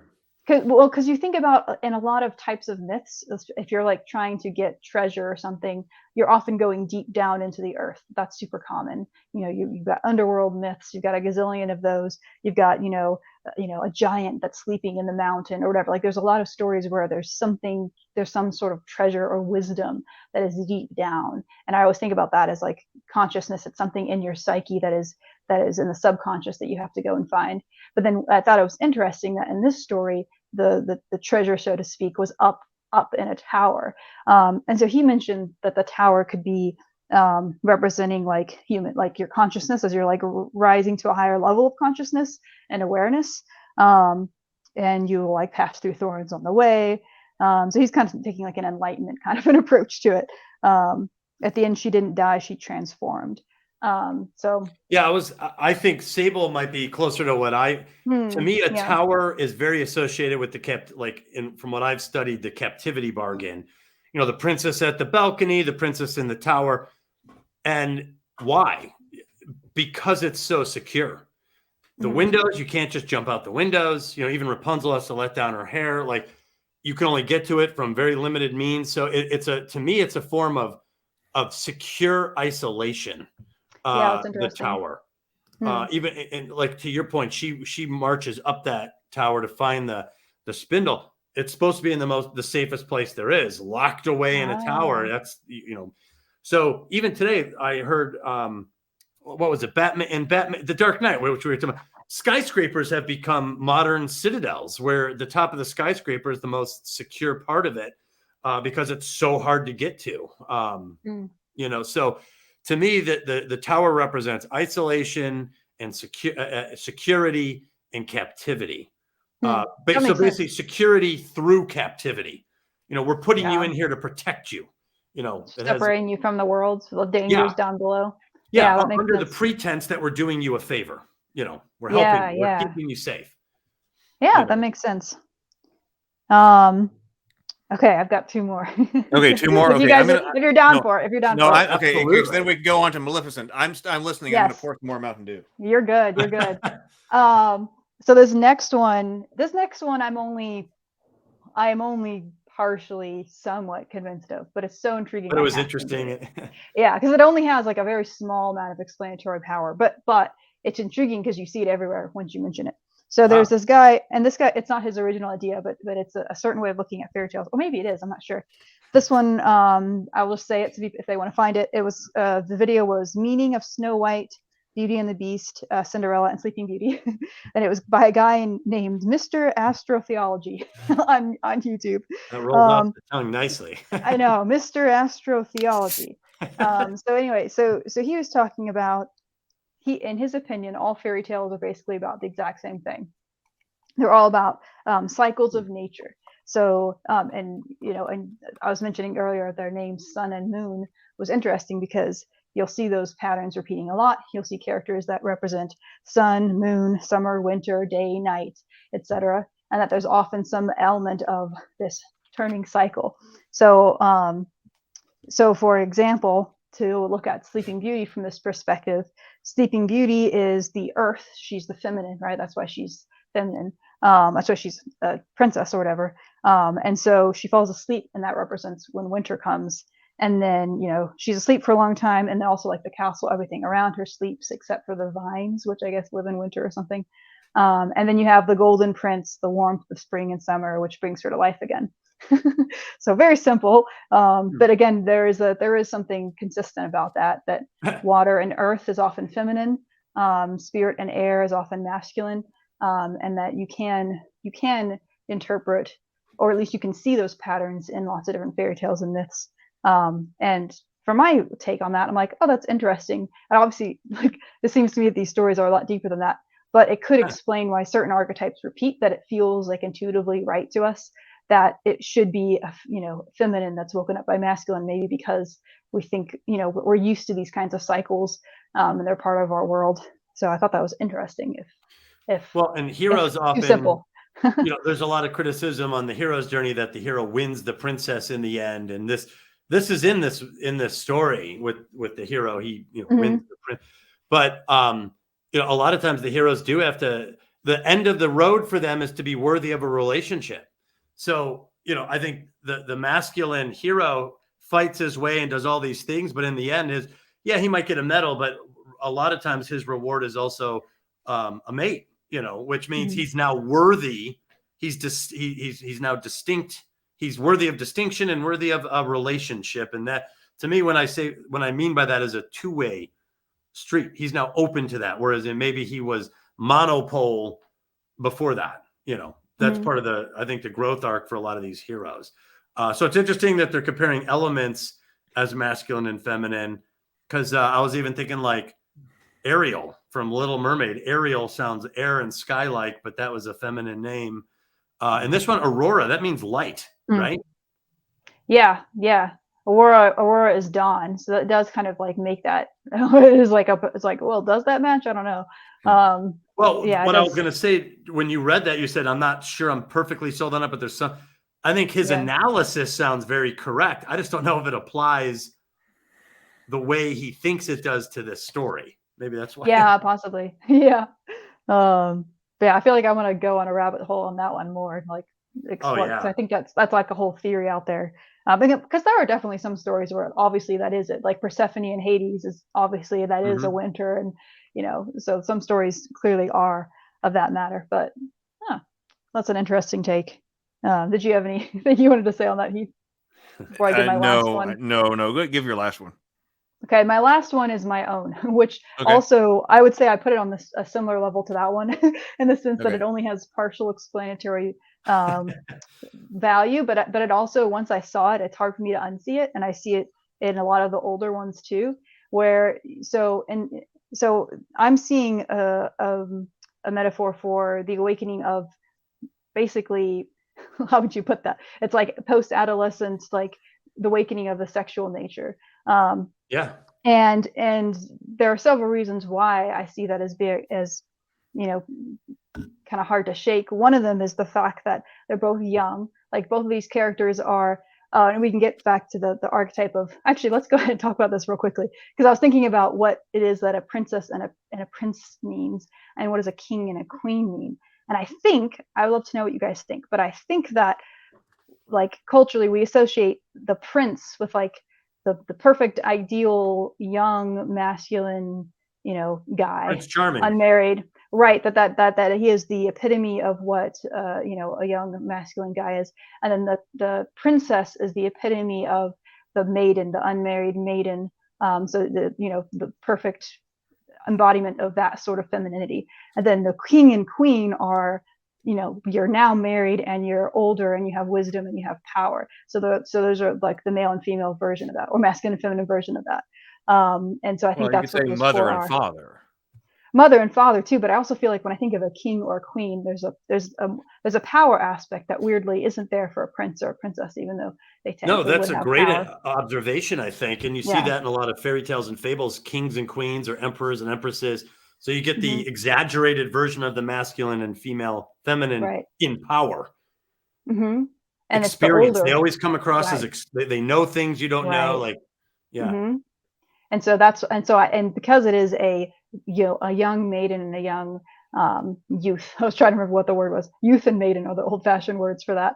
That these are two, they haven't, they're both like experiencing that awakening of sexual desire. And I think you could say that like him finding her, and then even though those really horrifying examples where it's rape, if you look at it archetypally, it's like that is him discovering those desires within himself, that you could that would technically be him as as the main character, I guess. Yeah. And to be honest, I Yeah. think because of the archetypal underlying theme, even in Hmm. those symbolic rapes I think they've lasted not so much because we are approving of rape, because I don't really think no one is, but Right. because there's that aspect. There's a symbolic Hmm. crossing of some threshold there Right. from youth into adulthood. I think there's something there archetypally that we Yeah. are more accepting of that aspect of it. I think from what you said, that's what I'm hearing out of it. That there is a level there that is a little bit more understandable, not Right. approving of obviously Yeah. forcible or of a sexual assault in any form at all, but there is an archetypal second level to that seems to Hmm. be more relatable and Right. understood in a mythological sense. Right. And that you see that that is pretty consistent. I think that was in every single one. Yeah. And every single one at the end, they're in love in some way, they get married. And the later versions, it's more romantic and it's more like, you know, The true hooking love's up. kiss or whatever. Right. And so that it seems to me like that there's something there possibly that might be part of what has lasted through all of them, is this the awakening of, as you're growing up and becoming an adult, you're discovering the sexual desires and like romantic desires and all that. I So totally agree. I don't think that's off a little or at all. Like I said, even the Little Red Riding Hood and the pins and needles and mhm. all of that is exactly in line with what you just said. And I think that's why you end up with Prince Charming and the chaste maiden.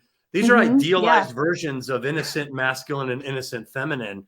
yeah, And these are very relatable to, I mean, as a man, I still understand the innocent feminine. Women understand the innocent masculine. right. These are not strange concepts to us, and they will. I think they'll persist. They will continue to captivate us in stories. And of course, the real world, it's never matches up like that usually. you know. But to Heath's point, you can't have three fairy godmothers protecting you from that either. Yeah. Yeah. And I would just go to say that I think it's possible that you can have multiple of these could be true at the same time. That I don't think that it's probably unlikely that anyone sitting down writing these stories is thinking the way the three of us are thinking right now. Like, what does this mean? Like most people are just like, oh, this is a story. I really like this. I'm going to tell that to my kids. Or, oh, and you And remove why it is from it your phone. resonating? This is what Right. happens to be And it could resonating resonate some on reason. multiple levels. Yeah, it could In fact, resonate for multiple reasons. I I think think as a so. writer, the best thing to do is to internalize the archetypes and then drop them, so that when you're writing from that intuitive point of view. Mhm. Because if you try too hard to consciously create these, it'll look like you are. It'll read like you are, and it won't work. Yes. These have to be background. It's good to know them. I think it's vital to know them. It's like a tarot card reading. If you Fun to don't know know how to them. interpret the cards, yeah, well, I mean, you could still come up with something. Like I could, if I don't know anything about tarot, I'm like, oh, a skeleton. I figure that means this. I can make it up. But if you are educated on it, if you know what each tarot card means, I think James pointed out that the tower in tarot means chaos and upheaval. I think were the two words he said. Yeah. Well, if I know that and I draw that, Mm. it helps me interpret it. I don't think writing is that different. I think you're interpreting your own archetypes on some level, and it's best to keep those back away and keep your writing at the forefront. And then upon a reread, if you discover you've written in an archetype, which is probably going to happen 1,000, maybe 20, 50 times. Go back to the archetype, figure out what it really meant, and then build it out. And man, you could do a lot with that. And then to your point, like when you are in a classroom setting and the teacher's going on and on and on, well, it's all there, whether the writer thought it was or not. It's all there. Yeah. I would be so excited. Like one of the things that I feel like would be really cool is if I had a story that was one of these, like a mythical story, and people analyzed it and they got different interpretations and they were different from the ones that I had. That to me, that would mean that I had told an archetypal story well. That means you're tapped in. Yeah, that it should be able to resonate in different levels. That's 100. I couldn't agree more with that. Yeah. Okay. Awesome. Yeah. I don't taking over the chat. Yeah. I don't because you talked about that, but I don't actually. You said we were going to come back to the idea of the prince and the princess, but I actually don't have anything to add. We discussed that. I don't think I really have anything to add on that, other than say that I was going I have been trying to track down because when is it that the son of a king is called a prince? I think when he's born, right? No, it's very I've been trying to track that down, and I'm almost convinced it's an American thing. I could completely be wrong about that, but I'm almost convinced that's an American thing because I was trying to figure out when is it that actually happens historically, and it's really late. Like our experience as Americans with why do we think the son of a king is a prince is because we're kind of biased toward English speaking stuff. And in English, in the English speaking, you expect for this, like the son of, it was the Queen and now King Charles to be the Prince of Wales. But he's not born the Prince of Wales. That's something that the king has to, or king or queen has to bestow upon him.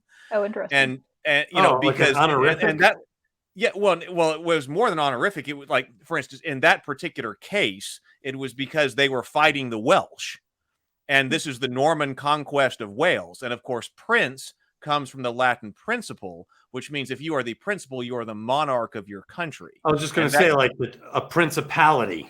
A principality, right? And that's why when, oh my God, what is his name? Writes the prince. I can't. Oh my Machiavelli. God, Machiavelli writes the prince. Why is his book called The Prince and not The King? It's because he's writing that term in the terms of principle as the monarch of a country.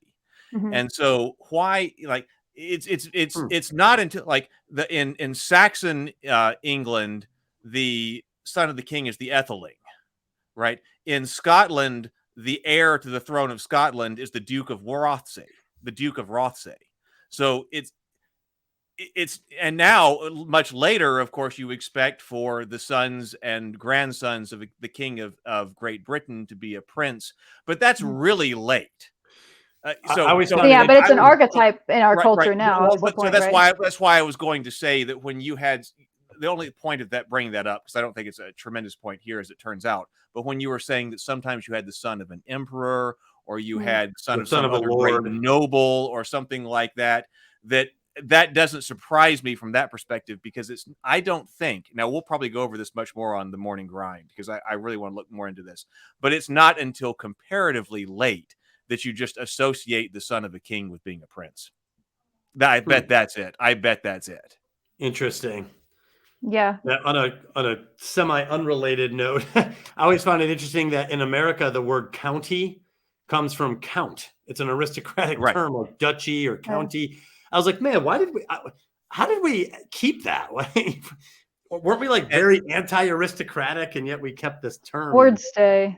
And that one's a very odd one too, because there aren't any counts in the peerage of the United Kingdom of Great Britain and Northern Ireland.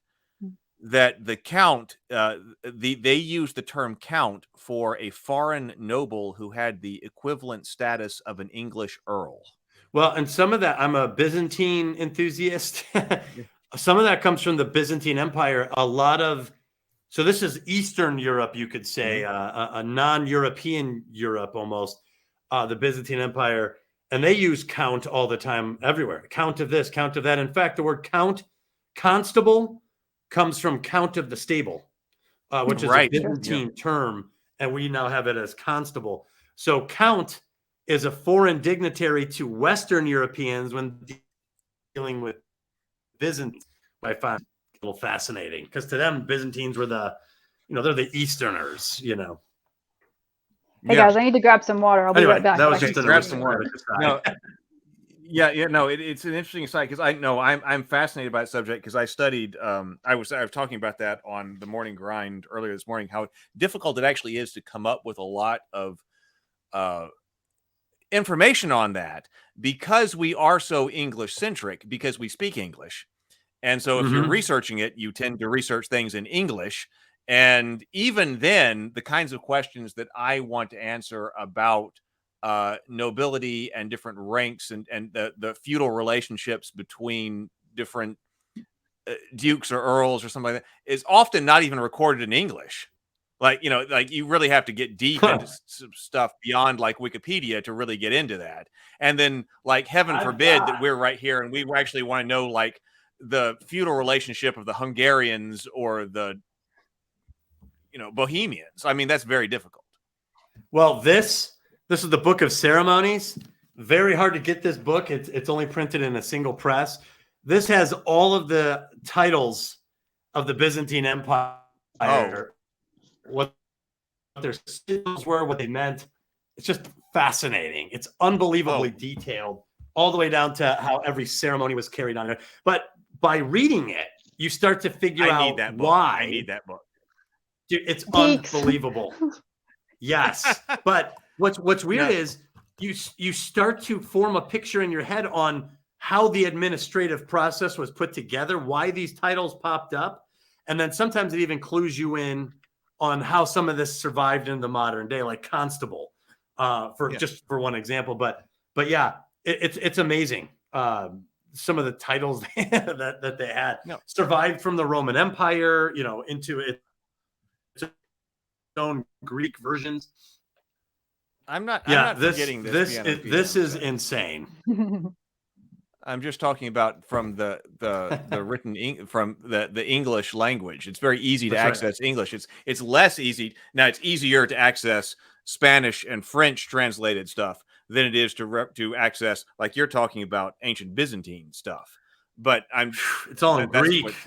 It's Latin, very difficult. But that's so deep into their understanding of the way they thought. Especially, this is a major aside, but like we were trying to decide, like my hypothesis on several of these is that you're never going to be your own vassal. And even in the situations where you have kings that have, we got into on the morning grind, the difference between the Duchy of Lancaster, the Duchy of Cornwall, and the Duchy of Normandy and their relationship to the King of the United Kingdom in Great Britain and Northern Ireland. And because can you have a king who's a duke? I think you can, actually. I think they can have all of these titles all at once. Like a boxer, they have like 20 nicknames when they get into the ring. But my hypothesis was that you can have a king who is a duke, and we came up with examples of that. Right. But he's not a duke within his own country. He can't be his own vassal. My hypothesis is that you're not going to find situations where he's his own vassal. Because then you would have to swear fealty to yourself. and I think they avoided that situation, that you do have situations where, for instance, King Richard is also dukes. King Richard the Lionhearted. He's like the Duke of Normandy, and he's the Duke of Aquitaine. But those are dukedoms. Those are dukedoms within France. He's the King of England, but I couldn't find out where he had a dukedom within England. Because he's the King of England. You're the King of England. I feel like we're really off topic. Yes, we are. We are definitely. All right, let's go to That's interesting, though. So the point was that I think I got us off on that. Well, I was gonna say the Prince and Princess, I think, is a later addition. So finding that archetype within later stuff. Within okay, he's the son of an emperor or the daughter of an emperor or something like that. Right. Probably is all the same. And that this idea of prince and princess is probably a later. But you can also become king if you kill Maleficent. That is a pathway to the throne. Yes. Apparently. Good Right. segue. Thank you, Doug. Who wants to start us off with Maleficent? I'll just say this. I liked it a little bit less than I did when I saw it originally. Because I rewatched it, I was taking notes. I was like, I don't remember that. I do remember a lot of it, but I remember also not quite liking it as much. And I think it was because of the heavy-handed role changes. Like they made King Stefan from the archetypal like king to like the villain, like blatant villain, and Maleficent a little. I mean, they try to say she was a villain, but not really. Like she maybe put a curse on the child, but she was pretty light as a villain, I would say, throughout the whole film. So I don't know. I was surprised that I didn't quite react to it the same way as I did when I first saw it. And I never loved the film, but I remember being a little bit more perturbed with it this time around while I was watching. And I was like, boy, they're not telling this from another point of view. They're just changing so much of the story. Right. Oh, but look, but Doug, remember how we just went through those 6 different versions of the tale? How much did they change? Well, a lot changed. Yeah, absolutely. I don't mind changing the stories, but this seemed a little bit more deliberate and less and a little bit more underhanded versus changing it for a dramatic effect or shit. Like what I thought. I remember this being more of a shift in point of view, but I realized that no, it's not really. In fact, Maleficent felt like 2 stories to me. The first half, which I really liked, told us the story of how she became a villain. And the second half of the movie was really Sleeping Beauty 2.0, just repackaged with a different context. And it really wasn't just Maleficent's point of view. This was Maleficent as if King Stefan was a tyrant, terrible man. I mean, they had to change a lot to make her a little bit more relatable or likable. And I was like, I don't know. I think you can keep her the villain and just let us see the story through her eyes and shift that point of view and see what comes out of it. And I was like, they really changed a lot of the story in order to accommodate that. And I thought that was like a little bit like cheating for some reason this time around. I guess that's what bothered me the most. The changes seem to be to help this point of view, not telling a different point of view and seeing how that might change our sense of the story. They changed the story around this point of view, and it didn't hit as well with me this time around. I'll just say very briefly what my perspective is on it, and we can come back to it. But just because I may have a different perspective on this movie than a lot of people, and I certainly have a different one than you, Doug. I think I'm actually a big fan of this movie, and I've been liking it more as I watch it. And I think that it's best understood as a new story. If you read this one as a retelling of Sleeping Beauty, you're going to miss what it is. And I think if you just recognize this as a story standing on its own, that is inspired by Sleeping Beauty, and it is inspired, and it repeats the same motifs, right? It still follows that. It still like follows, from the other ones, I think, in a way that still works. But I think it's best understood as a different story that is talking about different things. So just to add to that, I agree. Yeah. This is the first time I watched Sleeping Beauty and Maleficent back to back. So I think that's why it was so jarring to me. However, I did study Maleficent as a heroine story on its own. So I was able, I have studied it, and I found a lot of the tropes and things that you would find in a heroine-centric story I found in Maleficent. This was the first time that I tried to reconcile it with Sleeping Beauty, and I was having a real tough time with that. It didn't seem like the sequel or the pretext or the Maleficent story. To your point, this was something completely different. This was pretend you've never heard of Sleeping Beauty and watch this. The very first words in the movie, it's something like, "Let's tell an old tale anew," and I think it's best understood as this is a new story. We're taking this and we're telling it in a new way. Well, she says this is a story, and we'll see how well you think you know it. Yeah. So it is still referencing Sleeping Beauty, as if you've heard this other story, but here's the real story. It's kind of the way this is being or a different one. Yeah. Right. Yes, I agree with all of that. I wanted to say that when I first watched this, which was a few years ago, and I rewatched it again, last night and today, that what this story was supposed to have been, I think, Now, like I said, I think that the 1959 Sleeping Beauty was not perfectly told. Like, so I brought that up, that I think there's some things in it that get you distracted and sort of move you away from what I think it's trying to say. This one is also imperfectly told. This one is, first of all, not what I think it should have been, and then imperfectly told from what it decided to be. Because I think that this movie was supposed to be, or what I was expecting to watch, was because I really wanted to see how they told the fall. Oh, I don't think that's what it is. No.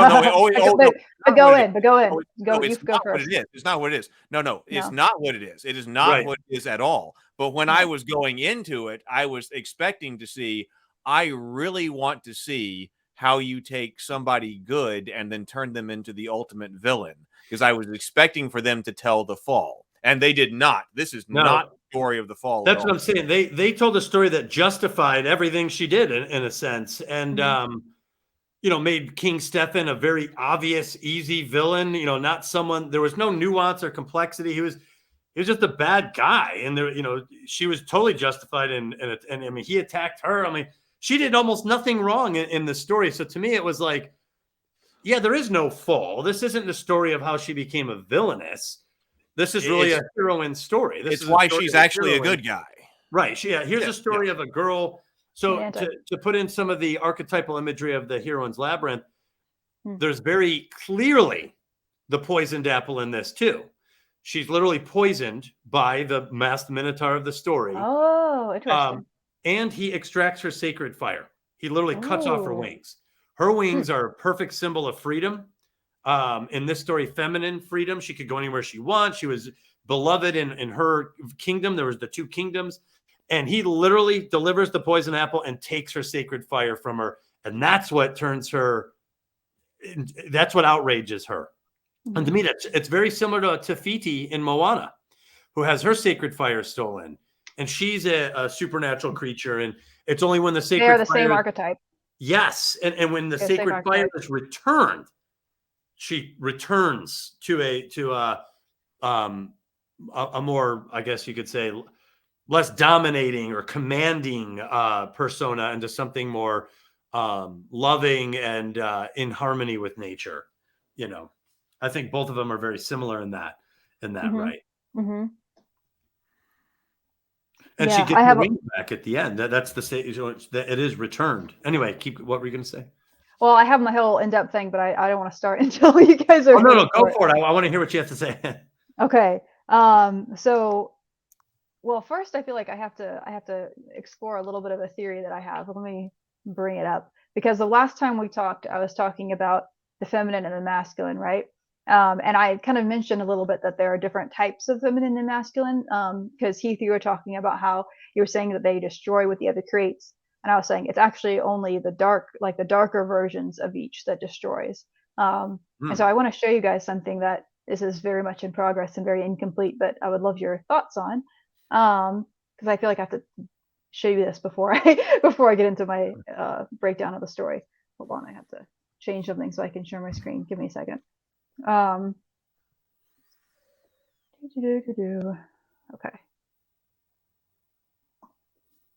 Let me make this bigger. Sorry, I was not as prepared as I thought I was. Okay. Make sure that I can stop sharing so that we can bring this up. Okay. Let me know when you're ready. I'm ready. Bring it up. Okay. You might have to hit something on your side. Real quick, this isn't a topic, just a quick yes or no question. Yeah. Has everyone seen Maleficent, Mistress of Evil, which is the sequel? I have, but it's been a long time. I heard it was bad, so I didn't. Oh. What do you think of it? I was curious. Oh, okay. Okay, so want to talk about can you guys all see my screen? Can you see the I've got it up. Yep. Perfect. Okay. So there's this thing that is not my own original idea. I've heard lots and lots of other people talk about this differentiation between divine femininity and dark femininity. And you will see this in a lot of myths, a lot of stories, a lot of modern stories, as these sort of different aspects of the feminine that counteract each other. And I was really curious to think if there was a similar thing with masculinity, which I think there is. So I'm going to get into this. So with the positive, form of masculinity, you think about leadership, protection, physical courage, gentlemanliness, taking initiative, a lot of things we've mentioned. Archetypes would be like the prince, the king, the knight, the old mentor. Just kind of, these are very incomplete, but your kind of positive masculine roles. Positive feminine or divine femininity. I'm just saying positive to make it the same. You think about like the creation of life, beauty, kindness, compassion, connection with nature is important. Feeding and nourishing others. So a lot of goddesses have this archetype. You've got your typical, maiden virgin. You've got your older versions as well, like the wise old crone, etc. And so that would be the positive side. Now, I would posit there is also a dark side of both, but the dark side is not inherently good or evil. So there is like both a neutral version of the dark and a negative form. So like the dark feminine in particular, and you see this in a lot of like, say, goddesses of death or goddesses of war, but they're often considered like a necessary part of nature, because we think of nature as being feminine, but nature can be very unforgiving too. But those those dark aspects are necessary, right? Like you need death as part of the life cycle. Right. The goddess Kali is a really common example of this, which was just horrifically shown in that just terrible. What was that? I'm forgetting the name of the hero. The Raiders of the Lost Ark was the first one. What's the second one called? Oh, a Temple of Doom. Yes, that one they had. Kali is just evil. That's not at all what she is. She's a neutral force, but she's dark and she's necessary. So I would say that within that dark aspect, there can be an evil version of that, and that's kind of like if you can slide from being neutral into evil. And a lot of our common villains are of that. They're like the dark masculine or the dark feminine. So let's talk about the neutral versions of both first. So I'm thinking the neutral dark, I don't know what you guys think of this, but I'm thinking that's kind of the beast, like what we talk about like in a lot of romance novels, where you have this sort of, it's a masculine, but he's got a kind of a dark side to him. But part of that is also what's appealing. That also has to be like, it has to be, there's a taming aspect that can happen there, but it isn't, we don't really see his dark aspect always as being evil, just as like selfish, maybe. Right, like he has things yeah. So I don't know if this works exactly, but I'm working on this. But so I'm thinking of like sort of certain forms of aggression or ambition could be seen that way. You think about like the hunter or the warrior. So it's not necessarily good or bad, but it can be. Similar thing with on the feminine side, you've got like chaos, lack of restraint, especially sexually. I think you could see that a lot. There's like that connection with like the wild, unforgiving parts of nature, for example. And then I was saying, we'll get back to that, where Maleficent fits into all that. But so then we have the negative versions of both, where this is like, okay, now we've slipped into what's actually bad. So on the masculine side, it's not just being a warrior, it's being a bloodthirsty, cruel warrior. It's not just being a leader, it's being a tyrant. It's like these things into their excess has become pretty terrible. So you think of like the devouring father, the tyrant. I would say King Stefan in this version becomes that after his betrayal. And then on the feminine side, there's that like chaotic destruction of life, so it's not just that, okay, his death is necessary. It's like we're going beyond and we're just destroying things, beyond what is necessary. Where would you put the consuming mother? The consuming mother got that over here.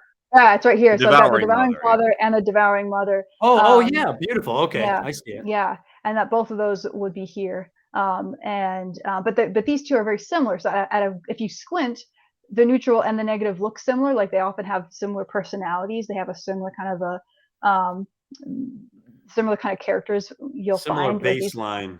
Right, but they can slip from one into the other, right? So that's kind of these archetypes that I'm working with. What do you guys think, just in general? Does that seem to line up on a basic sense? I think it does. In fact, in my book, oh yeah. There's a whole discussion, and with her mentor character who discovers her dark feminine. There's like her dark feminine is power. That's her thing, and it's a good thing. It's a positive thing because it leads her on a quest of empowerment. But power can also be a terrible thing. Absolute power corrupts absolutely, kind of thing. But this makes a lot of sense to me. So I love what you're doing here. Yeah. Any thoughts on your end, Heath? Well, yeah. I mean, I think I think this is getting at what I was talking about the creative aspects of both the masculine and the feminine, and the Yes. destructive elements that both of them bring against the creative Right. elements of So the other. I this think it destroys is. this, and this destroys this. Exactly. Yeah. The negative versions destroy the positive. Yeah. I was about to say something else about that, and I just forgot what it was. Oh well. Well, the dark masculine too is just tying it in with the masked minotaur is the desire to possess. That's a big one. And it could be male or female, Mother Gothel or Buffalo Bill. It doesn't really matter. The desire to possess someone is a what I believe is a dark masculine. Would you put that under the negative or under the neutral? I would put that under the negative, because that is a key factor. That's what the Minotaur, that's what that type of villain can't surrender. Whereas someone who's neutral might be a beast. They might have that desire to possess, like Beast in Beauty and the Beast. He still put her in the tower. He still, but he let her go in the end. Look what I just added. I forgot. I meant to put that there earlier. What do you know? All right, I'll stop sharing for a sec. But yeah, so that is, so when I was watching this, not today, but like a little bit more recently, that was one of the things that jumped out to me, is that I see in this telling, Maleficent is she is dark feminine. Oh wait, I forgot. There was one other thing I wanted to mention, which is that, so you think about how in those kind of Beauty and the Beast type stories where there's like a wait, I should just share my screen again real quick. Show you guys what I'm talking about. Where you have I don't know if you have it up, but, yeah, there we go. So if you have this sort of the neutral dark masculine, which we're used to seeing, you've got usually this type of character, your positive feminine character, who will tame this type of you could even say someone could be in the negative and she tames them to just be in the neutral. That could be another way to look at that too. Brianna, what do you think about the word primal for neutral? Instead of saying neutral, say primal. And I'm not saying neutral. Neutral is a very good word. Right. Well, she says primal aggression right under traits. Yeah, but there's... Okay, yeah. Well, the reason... So I've been working on... This is totally separate. This isn't in my book yet or anything. Sure. But what I'm calling archetypal entendres, which is a double meaning there's a primal example of this behavior, and then there's a humanized version of it. Like two rams about to butt heads for the right to mate. Then you see Perseus and the Kraken and the Andromeda's chain. It's the same imagery, but one's primal and neutral. There's no right or wrong in it. Right. And the other is humanized and therefore takes on an ethical format. And the only so this is just tapping into something I've been working on myself. This idea of a primal version of a recognizable thing in storytelling. It's recognizable because it's primal. Animals do it. Also, it's humanized. So there's a human version of this primal event. And it usually takes on an ethical premise because of that. Because human action tends to be classified as either good or bad, positive or negative, good or evil or neutral. So anyway, I was just wondering, is primal the word? Is primal, and it might not be. Neutral might be the right word. I'm just wondering, is primal possibly what you're looking for? Something that's innate and understandable and neither good nor evil? Possibly, because I definitely see both of these as being very primal things, that they're very fundamental, but you could say that there's the positive side can be primal and fundamental too. So I don't know. I'll think about that. That's really interesting. This just triggered that. Yeah, for sure. I like that. But one of the things I was going to say is that if you have that, this version of the feminine, the divine feminine, I'll say that because that's a more common term, that will tame the sort of dark masculine, but I think it can also tame the dark feminine, and that these things can balance out each other. So with that clarified, so I'm seeing this. There are basically two ways that I feel like you could read Maleficent, and it possibly is both at the same time. So one of them is that this is basically Beauty and the Beast from the perspective of the beast, but only she's a woman, and it's a platonic love, and it's not romantic. So this so that is archetypally what is happening. That basically this is someone who is she is the dark extreme of of femininity, and that what she ends up needing, and so it's like her positive side, like her positive femininity, her divine femininity falls asleep, and that she needs that to wake up in order to heal her from what has happened to her. So that is one way to look at it. I can go into the other one, Beauty and the Beast. Okay. Mm-hmm. As with two women that are both straight. In other words, so a very specific take on that. Right. Yeah. Well, and you even said, well, and this is going back to Beauty and the Beast. You said that the Neil Gaiman version had two women, where the Right. Prince Charming stand-in was a lesbian warrior figure, Right. and the kiss, and it was two women, and the kiss still woke her up. Right. But that could be how you would do it if you were doing it, if you're making it lesbian, for example. But yeah, I think these archetypes are kind of flexible. But anyway, so that's how I see that she needs Aurora, who is that sort of positive divine femininity. She needs her in order to heal her and to balance herself out, basically, to become the healthiest version of her feminine self. Another way to look at it, and I didn't see this reading until I rewatched it just recently, is that you could see that. Okay, so I'm just going to go through this step by step. But basically, yeah. So this one's deeper. But so there's the society versus nature thing. So again, we're talking about how nature is associated with the feminine, and we could talk about empire building and things like that as associated with the masculine. So you could also see this as the feminine, like archetypally, it's the feminine being just like. She's like, you could say her harm that the thing she needs to be healed from, it comes from the dark masculine, it comes from, or even the negative, like the worst form of that, and that it could even be seen as like an environmental thing, that because you have the, that's not like an evil castle like in the animation. They're in the moors, and it's wild nature, it's like raw femininity, it's this very primal, very positive kind of a state.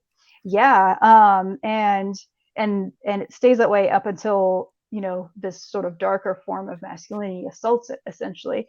That you could, and this was interesting because you could kind of see that what he does to her when he takes away his wings, you could see that as sort of a symbol of even like sexual assault, which is interesting. I did read some people saying that was what it was. Right. If you know that where the story came from, where its original, like that's a really, really I was thinking about that as you were saying that. Yeah. Right. And yeah, so it could be literally about representing like her rape. Her rape could be representing the rape of nature too, of like just taking too many resources and causing damage and destruction in that way. I thought it was really interesting that it was the queen that wanted the fairies to come. Like the king was kind of reluctant. And she was like, they're gonna, so it was like the feminine was trying to bring, like she was trying to bring the positive feminine, because those fairies definitely would represent that kind of positive feminine thing. Because they said there was this line too that kind of goes into the rape aspect, where they said that the lands would never again suffer the touch of a human, which I thought was an interesting way to word that.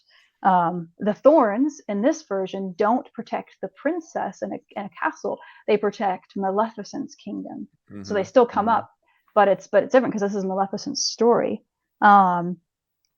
So she experiences this horrible cruelty and loss. Yes.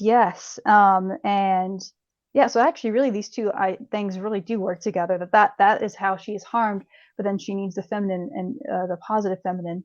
But she can't do it on her own. Like she tries to break her own curse, but she's struggling because just using that dark feminine isn't enough. Let's see. Oh, and then there's another interesting thing was that she says to Aurora, she says there's evil in the world, but then Aurora turns it back on her not long after that. She says, you're the evil in the world. It's you. So she was going to talk about, the negative, like this negative masculine aspect that harmed her, but then she became an image of this negative, feminine as a response to that. That like you could say like what she represents at that moment is what people will call female rage as the response to what's happened to her, and that is oh yeah, that's true, yeah, Yeah, that the is iron interesting. hurts her. Yeah, And you could think of iron as like man-made metal, has to be right. smelted. Yeah. Yep. Right.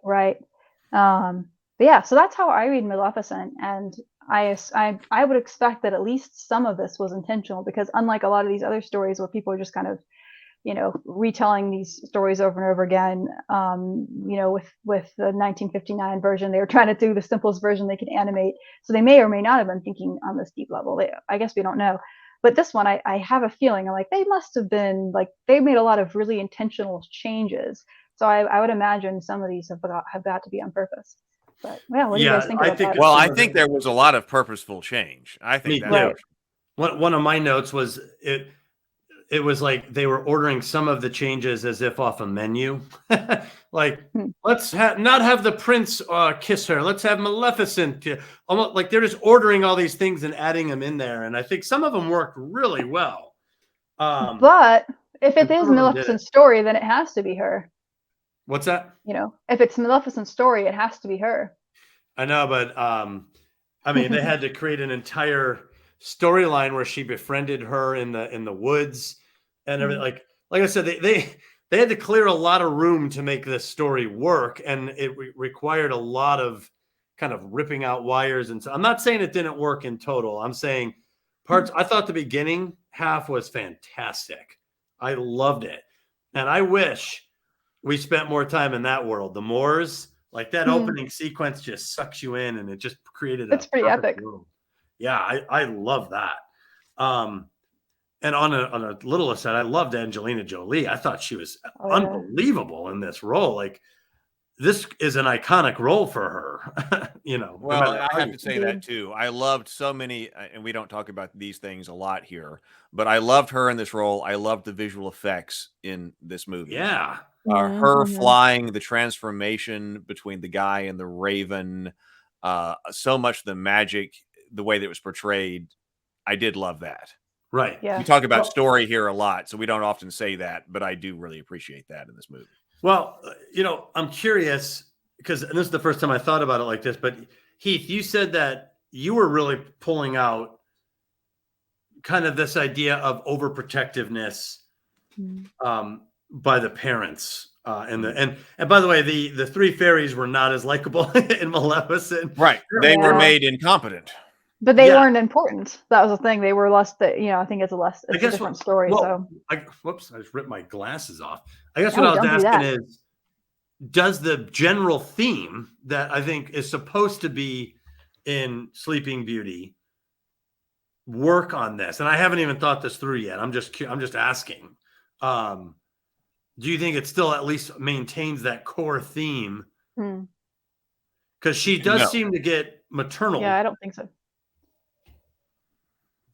No, go ahead, Doug.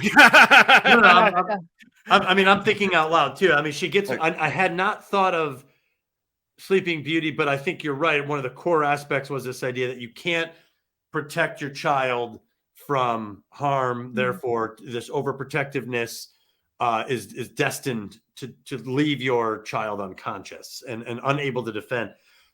Does that still work here? Did that translate over? I don't think it does. Yeah, I don't think so either. So that's why I think it was changed in a core way. It was changed in very core ways.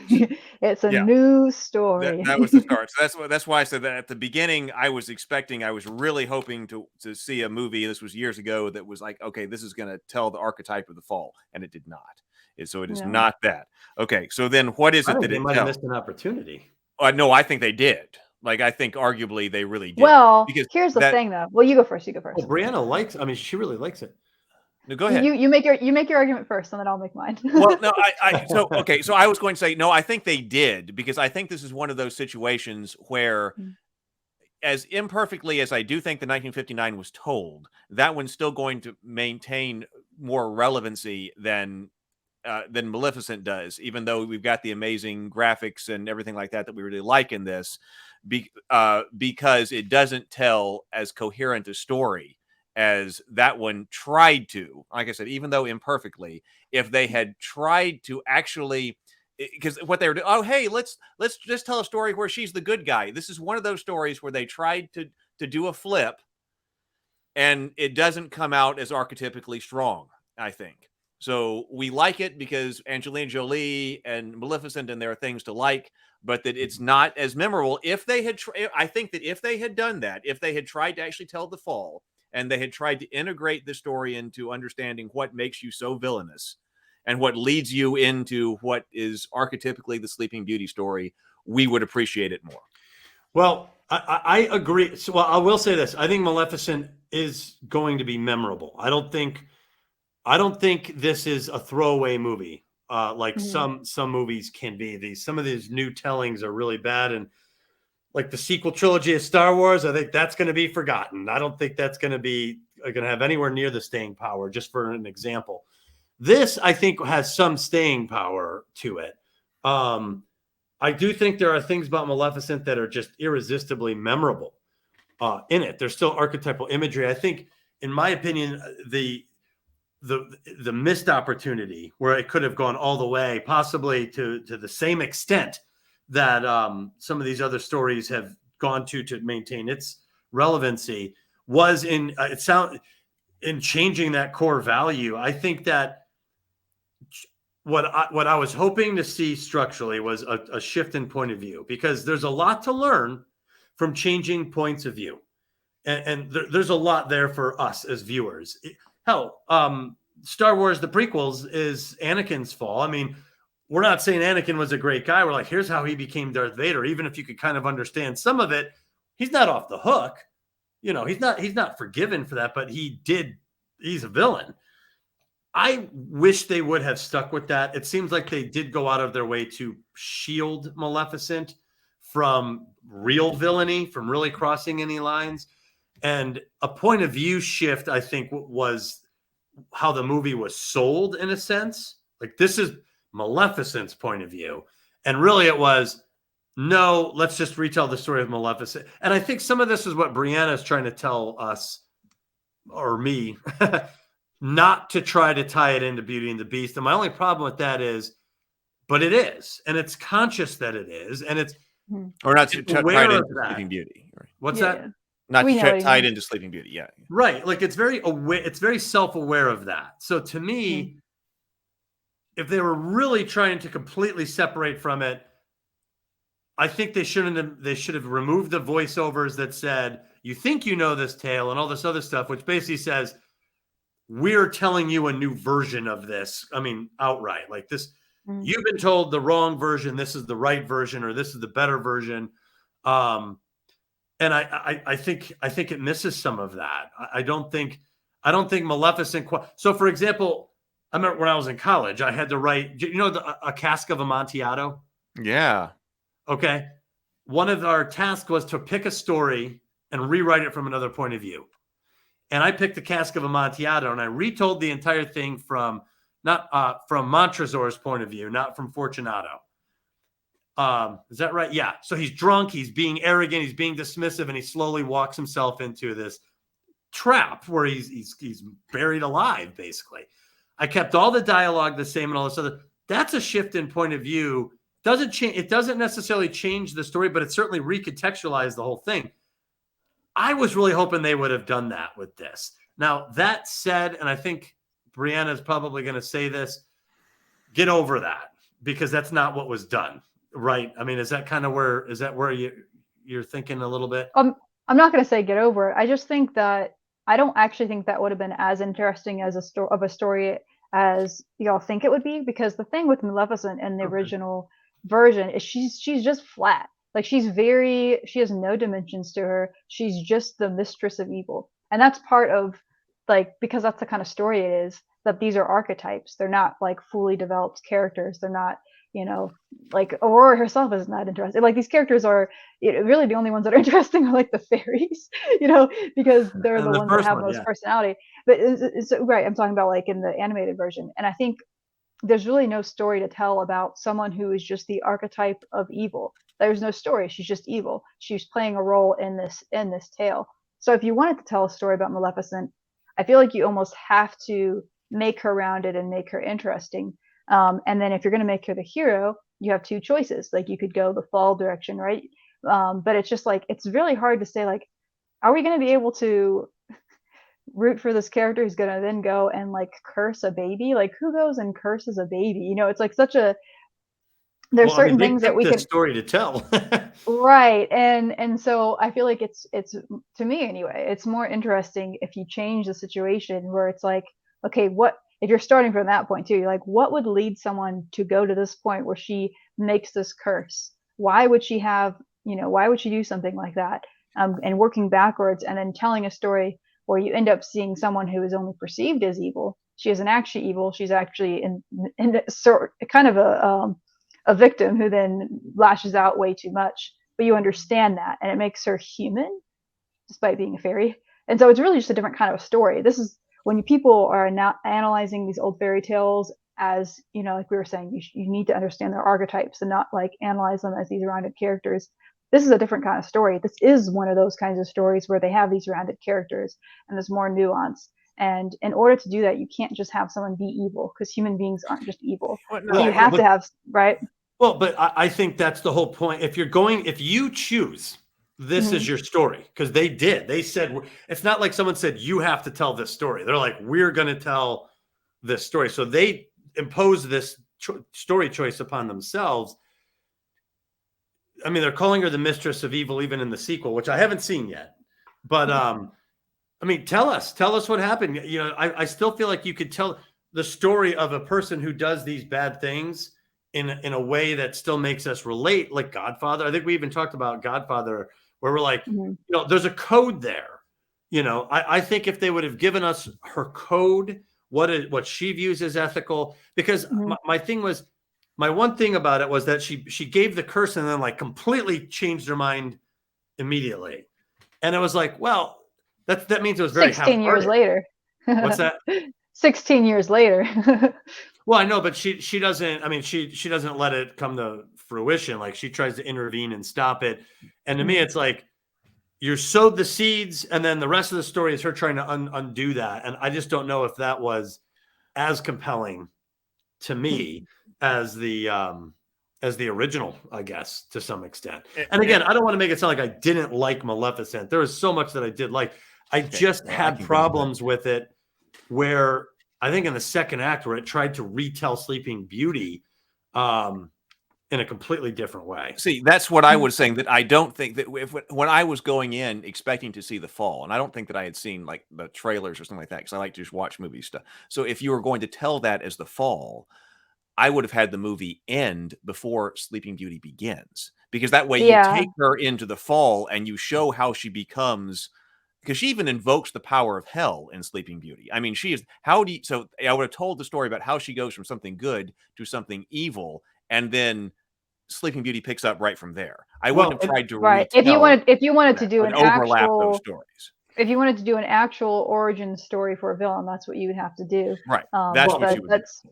But that's just, maybe that just wasn't what they were required. And you say they asked us, but when you say like people asked, like put this upon themselves, it was probably more like some executive decided we need to tell this story and then gave it to some writers. So maybe give them some grace, I guess. No, you're probably right. You're probably right. That this was someone pitched it, and as these things go, everyone puts their stamp on it, and sometimes you get something a little different than the original pitch. And I forgot what I was going to say, but one little trick you could do, like you were talking earlier about how, and you're right about this, like if you just take Maleficent from the original and drop her in, she's two-dimensional. As awesome as she was still pretty cool. She's still a little too. Yeah. One thing that you, like, if you're going to write this, who depends on her? Who knows her? Who has relationships with her? Like, all of these stories and characters are defined by those relationships. If you showed us Maleficent in her home environment with all the people who depend on her, you're going to start getting sympathy out of me right away, because now she's not just this solo act that shows up and throws curses on people.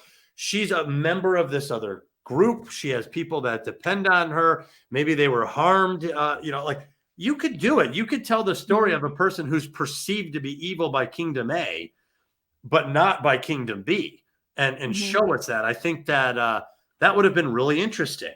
So anyway, it's not without its merits the way they went. I just I felt like it moved too far away from what the core of Sleeping Beauty was, for me to give it like that perfect 2 thumbs up, I guess. Okay. I have some thoughts.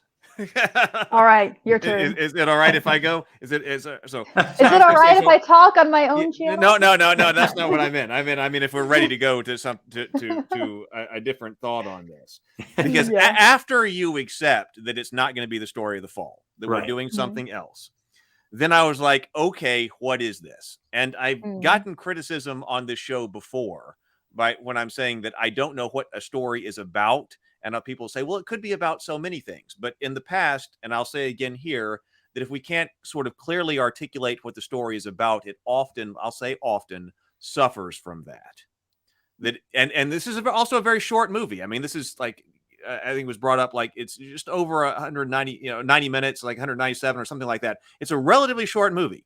So there isn't a whole lot of time, and it tries to do a whole lot of things. It does. In its short runtime. And I think that's another one of the things that hurts it, because I can't clearly articulate what this story was supposed to be about. Okay, because we've broken the idea that it's about the simplicity of evil and the cruelty of the world and something like that was present. So we're going to try to do something else. One of the first things, I mean, once you go through the Morse sequence and all of that and try to figure out what is going on with her, and then we actually do end up rather quickly, like I said, which surprised me, back in the actual timeline of the Sleeping Beauty story. You do have them show up. The fairies, the pixies show up. They call them pixies sometimes in this. The pixies show up, and I was paying very careful attention to what are the fairies' gifts. Okay, and the first fairy shows up and gives beauty. Right. Okay, so that was the same, but they named them differently. And I didn't understand why they changed the names. They changed their names, and they're going to make them incompetent in this, which could be a commentary on motherhood. Okay. That could be.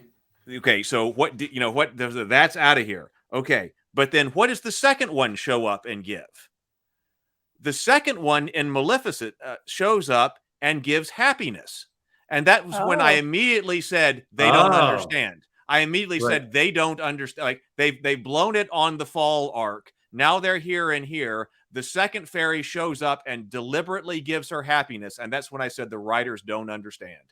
They don't missed the understand. point on that. They've missed the point here. So instead of giving song, that one deliberately showed up and gave happiness. And that's when I said, you don't understand what's being told here, what was trying to be told. So then the third one shows up and says, I'm going to give you, and it's incredibly obvious that she's going to say true love. So in this one, it was beauty was bestowed, happiness was bestowed, and true love was not bestowed. So that's later you end up with the theme of true love, but very explicitly in this movie in the beginning, the wish of true love was not bestowed.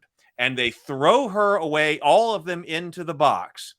And then in the other ones, and actually in some of the older stories like Brianna's talking about, one of them comes back and is able to mitigate the curse. But in Maleficent, they never return to the ungiven third gift. Yeah, that did bother me. Do away with that. Instead, they had her tell him to kneel. That's what which was kind of menu. Menu creativity. That's something that somebody wanted. They ordered it off the menu, and it ended up in the movie. Maleficent even says at one point, I don't believe in true love. Or she goes, the reason I made that the curse was because I don't believe in it. I don't believe in it. Yeah. Right. So I don't think you can get around the significance of happiness being something you can magically gift to somebody in Maleficent as a message of Maleficent. And that in this case, true love is denied. Now, what you... well, Heath, real quick, to your original point, the original point you said in Sleeping Beauty, the reason that the last wish was denied is because it's impossible to give that. And so reality comes in to disrupt it. If you're right, then the message in Maleficent is true love really isn't possible because reality will interrupt. Because it. reality gets into it, except for you do end up with it's a conflicting message. It is. It is a very well. It's basically redefining what true love is, I guess. But that's different. That is different. That's right. That's why this movie's structured. That's why this movie suffered. Okay, so after that sequence, it really gets ambiguous about what this movie is about, because I can see two main themes running through here that end the story at different points. And one of the themes is one that we just talked about. Does true love exist? That this movie is trying to answer the question, something about true love. And that one could be very interesting. Like that one could be an interesting thing, because it tries to deal with that. It tries, I think, in a sophisticated way. Okay, that's what it was trying to do. It was going to try to do something other than romantic love. So right. it's so on one level, this movie is trying to deal with whether or not true love exists. But a huge part of this is also how horrible it is to take revenge. A lot of this movie is about don't do something you can't take back. I mean, it just seems like so much of this movie. That's a good theme in this. It is such a strong thing. And this movie is weakened by the fact that it tries to do both. In its 93 minutes or 97 minutes or something like that, it's struggling with trying to deal with whether or not true love exists in a way that's more nuanced than just straight romantic, but is also trying to deal with this idea about do not run off and do something in haste and anger that you can't take back. Well, because she's harming an innocent person. She's mad at King Stefan, and she is now harming the daughter who is innocent. And that could be, I think, a very powerful story.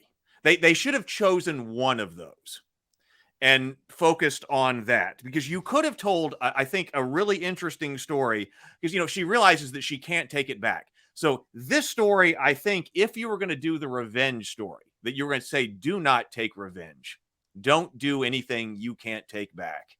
You're going to regret it. Don't act out of anger. That could be a very powerful message here. I think then this story has to end in tragedy, divorcing it from the original Sleeping Beauty.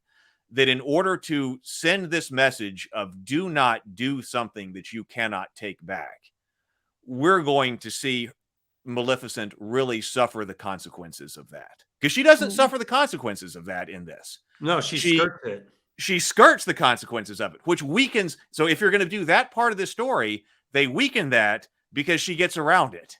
If that's the message, she got around it. They did. You're probably right. So there's two competing things. The one is the true love one. They did. I think what they were trying to do was Maleficent doesn't believe in love, and on accident she realized she loved Aurora. She discovered for some that weird she reason has this ability. Yeah. What if the theme is actually more about the healing power of love, like in its broadest sense? Because that's kind of how I read it, that it's like, this is a story about someone who has experienced a lot of harm and trauma, but she's been harmed by what she thought was love. But then it ends up being love, like true love, not this fake love, but true love, that is able to heal her from that experience. Well, I mean, they show her in the opening scenes healing the branch. That she actually does have healing power. Did they ever come back to that? I don't remember. Who it is? I don't remember what part. Does the movie ever come back to that healing power? Remember, there's that broken. Does heal the branch. Yeah, you're right. I'm not actually sure. So they do have that theme in there. But I'm trying to remember. You're right, early on. Yeah, I don't know, but she is kind of at the beginning. She is kind of like I was talking about with the archetypes. Like she is like the positive feminine at the beginning, so she would have those kinds of powers. Yeah, and then she loses that. Well, and that's understandable. Like I don't have a problem with that. I think that I don't know. I felt like they did a great job of showing basically heartbreak, but in a horrific way. Betrayal. Betrayal. I mean, like I said, the poison apple is usually as an attack upon the heroine, and that's exactly what this was. I mean, he takes her wings from her. I mean, that's pretty traumatic. I mean, you're being physically dismembered, even in this case.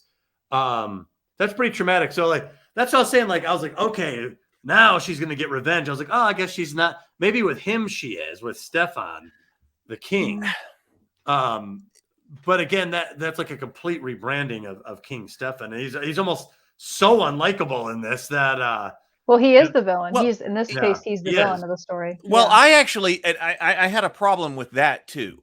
Okay, because let's set aside the idea of the removal of her wings as rape for the moment, and let's just take it as what it is. Okay, because I actually want to get back to the sexual violence later, but for the moment, let's just take it as it is. I thought that King Stephen really should have pled his case with Maleficent, because this king wants to destroy the Moors, blah blah blah. You know, he's coming after you. He wants you dead. Wait a minute. What I did is I saved you. I took your wings in order to save you. So I didn't kill you. And then I became the king, and I'm not going to attack the Moors. So it was a terrible thing, but I really wanted him to plead his case. Now, she could reject that case, but I really wanted him to keep him from being just this evil guy that I thought continued unnecessarily. His character could have been improved if there was a scene that when she came to him, if he really pled his case and he said, yes, I took your wings and how hard it was for me, but I did it because I didn't want to kill you. And then I could become the king and then not have to invade the Moors. And I wanted him to make that case. I would almost have him make the case before he cuts him off. Like, hey, I thought of this. Instead of killing you, give me your wings and I can say that. And her saying no to that, like absolutely not, and him doing it anyway, and then drugging her or something. That would have been good too.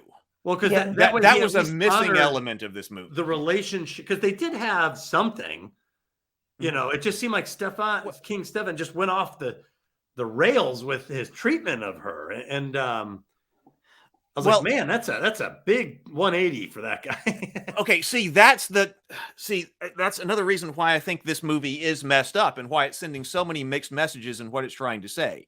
Because if it were about the true love, like, if it's gonna be about the true love, the story kind of ends when she provides the kiss to her. And then she wakes up and we have resolved the question, that theme. Does true love exist? Yes, it exists in motherly love. That'd be true. But then we have this but then we keep going with the movie because we're going to have this action sequence where they're all beating each other up and then Maleficent kills the king. But that part is unnecessary to resolving the theme as to whether or not true love exists. Well, and it's weird too because... Go ahead. No, go ahead, Keith. Well, I was saying, or you could resolve that they still do love each other. And then they could find that if Stephen made his case like that, if they came to some type of that not only does true love exist, because we just saw that in The Princess, we also resolved it between Maleficent and Stephen. You know, if you're continuing that theme. But we don't do that. He kills her, which is bad, because on the other side, we have this idea about revenge being bad. Don't do things that you can't take away as part of revenge, because she lays the curse on there and then she realizes that was bad. I shouldn't just do things. And then she goes and kills the other guy. That's the mixed messages here that some of the reasons I don't think this is working. Well, I will say, again, this is according to the Heroine's Labyrinth thinking, that there are two cases for the reconcilable masculine, which is the beast as ally, and the irreconcilable masculine, which is the Minotaur. So there is plenty of precedent for there to be the unreconciled villain, meaning this guy cannot be reconciled. He's not the beast. He's not a target for reform. He's not someone who's going to change his mind. That is consistent with a lot of heroine-centric stories, that you do come up against the uncompromising villain. In fact, I prefer that to just a lot of villains these days are like, oh, they're not really villains. They're all, you could just talk them out of it, or we don't understand them. I'm like, well, some people are uncompromising and do terrible things. and people need to see that modeled in our stories so that when you run into these people in real life, you draw on something, but I do think that it was weird to me that this to me is the menu creativity again. In the original, she turns into a dragon. It's very dramatic and very awesome. It's awesome animation in the original. In this one, she's like, I'll turn this guy into a dragon. So she turns her buddy into the dragon. I'm like, oh, well, that's nice because now they can wreak chaos and she's not the one doing it. It seemed like a very convenient thing. I think it might have just been that they were trying to make their magic rules consistent. Because if at that point they introduced the fact that she can transform into animals, it would have been, they would have had to plant that earlier at least. They would have had to plant that she had that power. So, but I mean, maybe that's why they did that. I don't know. But I would almost prefer seeing her do that. Or yeah, well, they could have.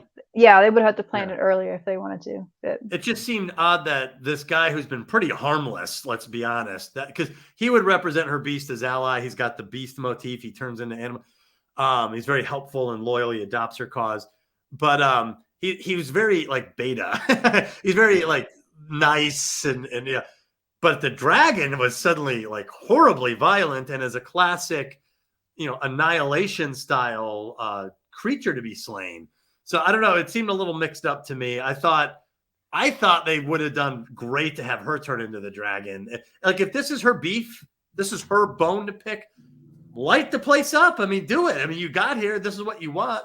Like, do it. Can I say something else as well? Kind of in line with what Doug was saying, is that if you're looking at it from the angle that I was laying out before about like how she had to have the positive feminine or the divine feminine to heal her, you could say that was so that she could then go and face the dark masculine that is still out there that caused her original harm. That she was at a place where she couldn't maybe she couldn't face.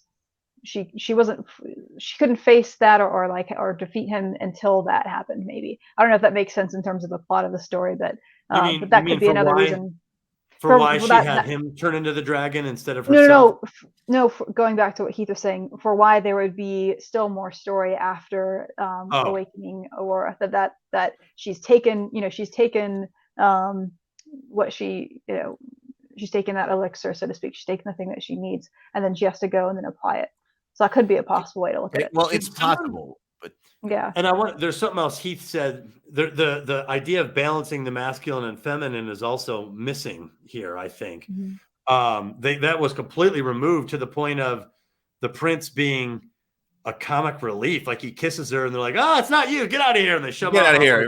Well, there goes that. I still don't think it's missing though, because you're still reading it as a retelling of the story. So if you're instead seeing it as a story specifically about the feminine, then I still think that it works. I think it holds up better. No, Brianna, that's a good point. I think it holds up better when I don't think of it as having anything to do with Beauty and the Beast. My problem with that is then why are we telling the story if it's going to move? It reminds me of Star Wars to some extent. This is actually not as bad as Star Wars. You can tell a Star Wars story that's so off brand that it's not really Star Wars. And you can almost make the case it's antithetical to Star Wars. And if that's the case, then why bother telling that story? This isn't as egregious as that by a long shot. Like I said, I still liked Maleficent. Some parts of it were excellent. But I think it went off brand in a couple key ways that made it hard for me to understand why they chose this story to tell. If you're going to be completely original with the archetypes and the main themes, I think it was too original to some extent, at least for me. That's all. But to your point, if I forget all that, if I do forget that, and I'm like, pretend Beauty and the Beast never existed, pretend those 6 stories from the 1300s and onward never existed, then it would be easier to appreciate this. But unfortunately, it's still attached to all of that. Whether it likes it or not, it is still attached.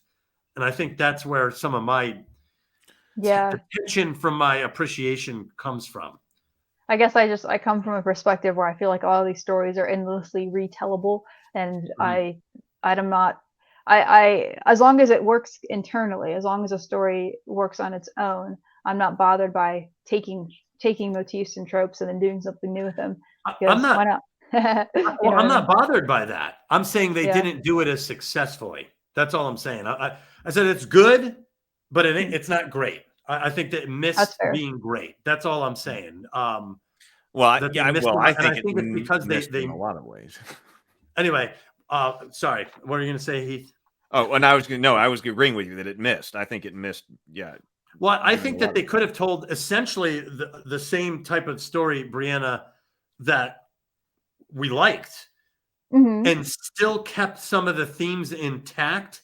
That doesn't mean you have to be identical with the archetypes or identical, but I think if you're going to like to Heath's point, if it's about true love, drive that point home. If it's about botched Yeah, that's vengeance, fair. drive that point home. If it's about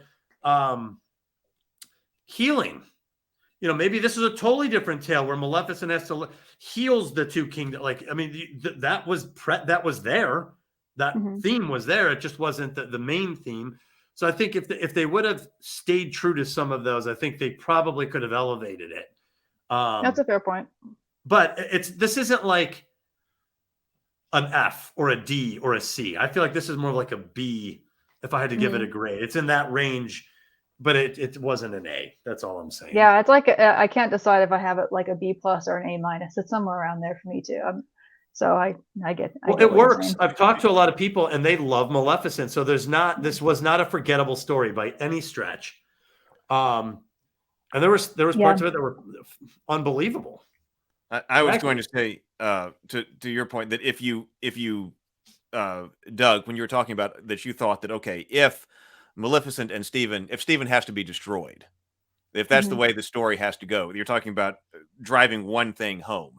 That if that's the way the story does actually have to go, then I would have dropped all of the theme about don't take revenge. Well, I think earlier, because that seems to in conflict with what happened in the end. Well, the seeds of it are there. If you, what is Stephen guilty? Is it's Stefan, right? Or maybe Stefan, yeah, Stefan, or I don't remember. Like if we just back up, even from the original, or any of the other storytelling, what is this man guilty of? This guy surrendered his parental right and put his daughter into the equivalent of captivity.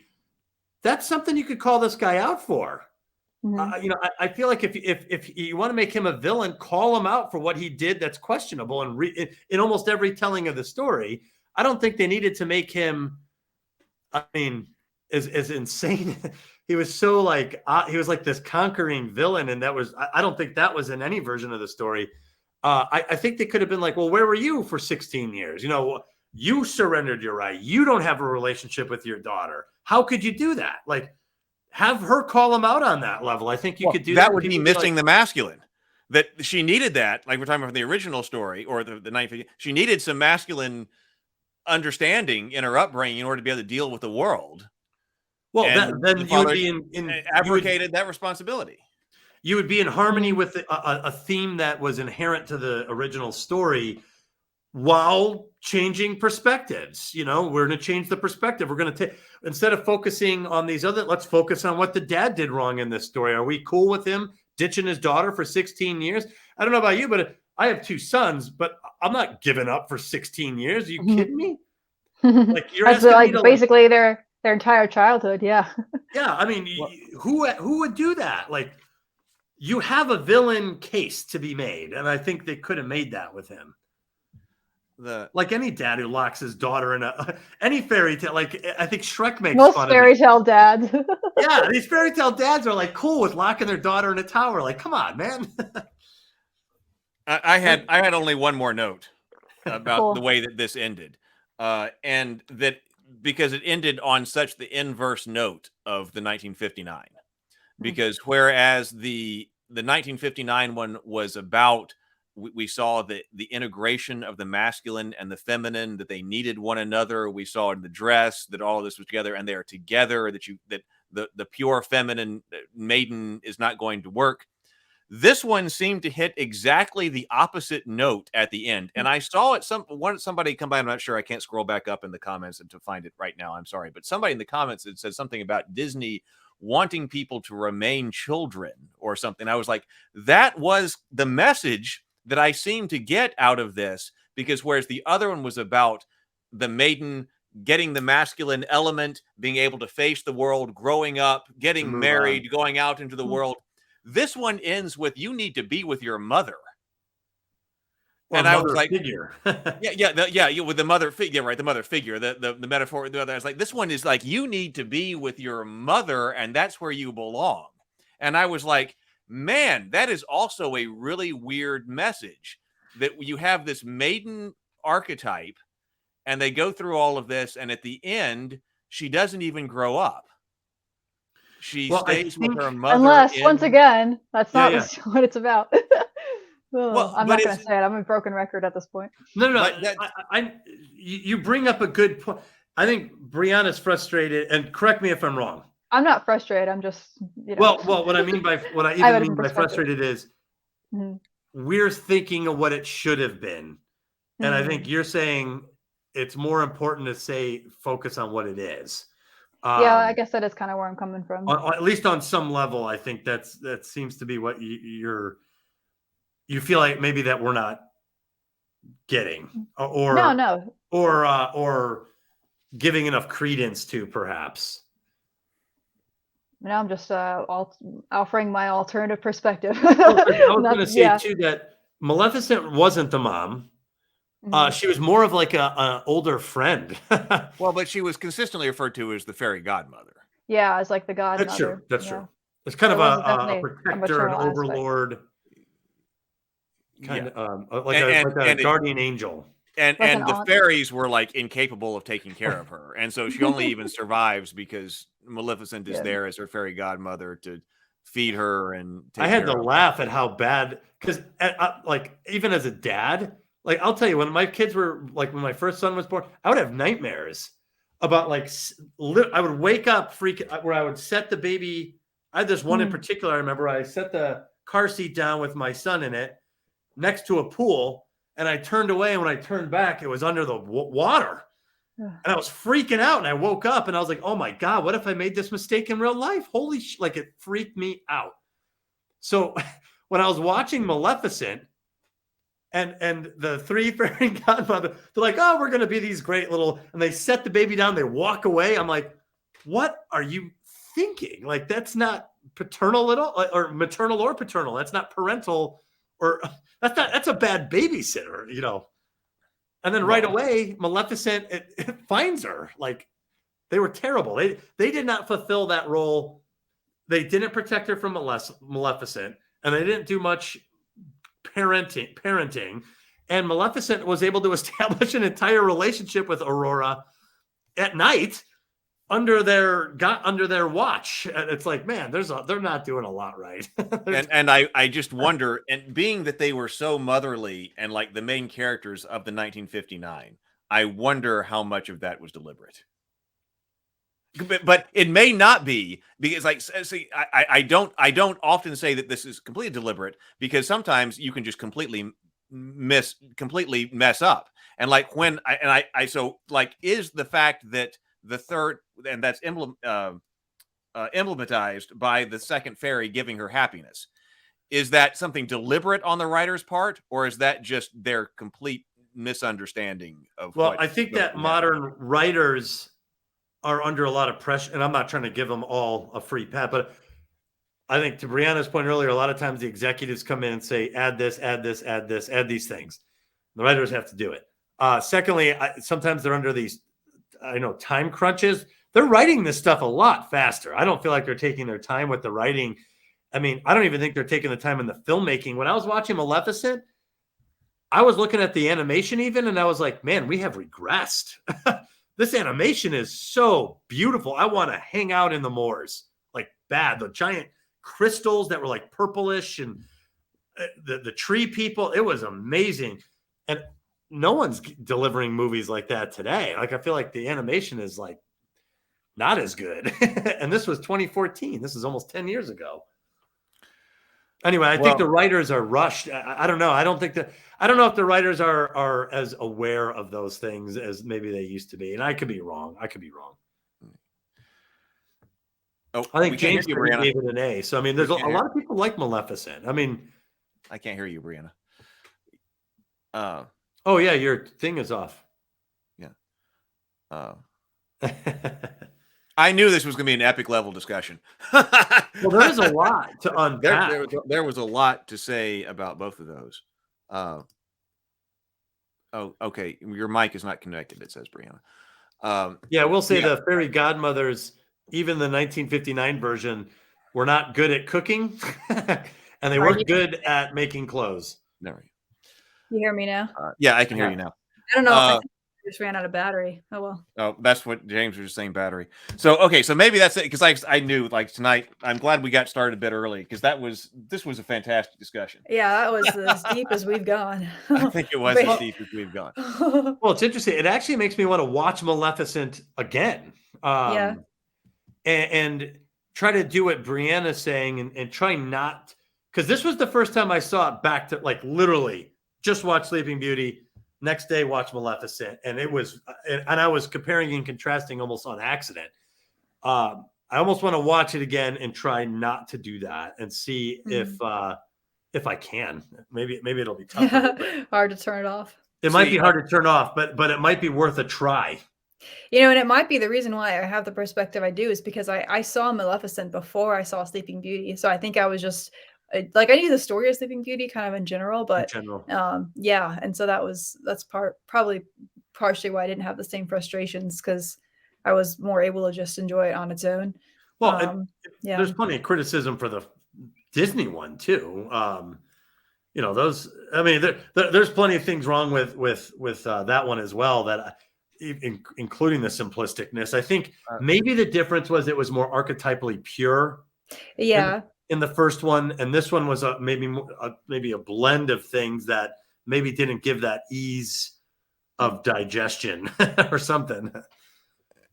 Well, yeah, I would say that the first one was trying to be archetypically pure, but missed in some things. Like the editing and things that we would do different, especially scenes and different things that probably missed the audience's understanding of that.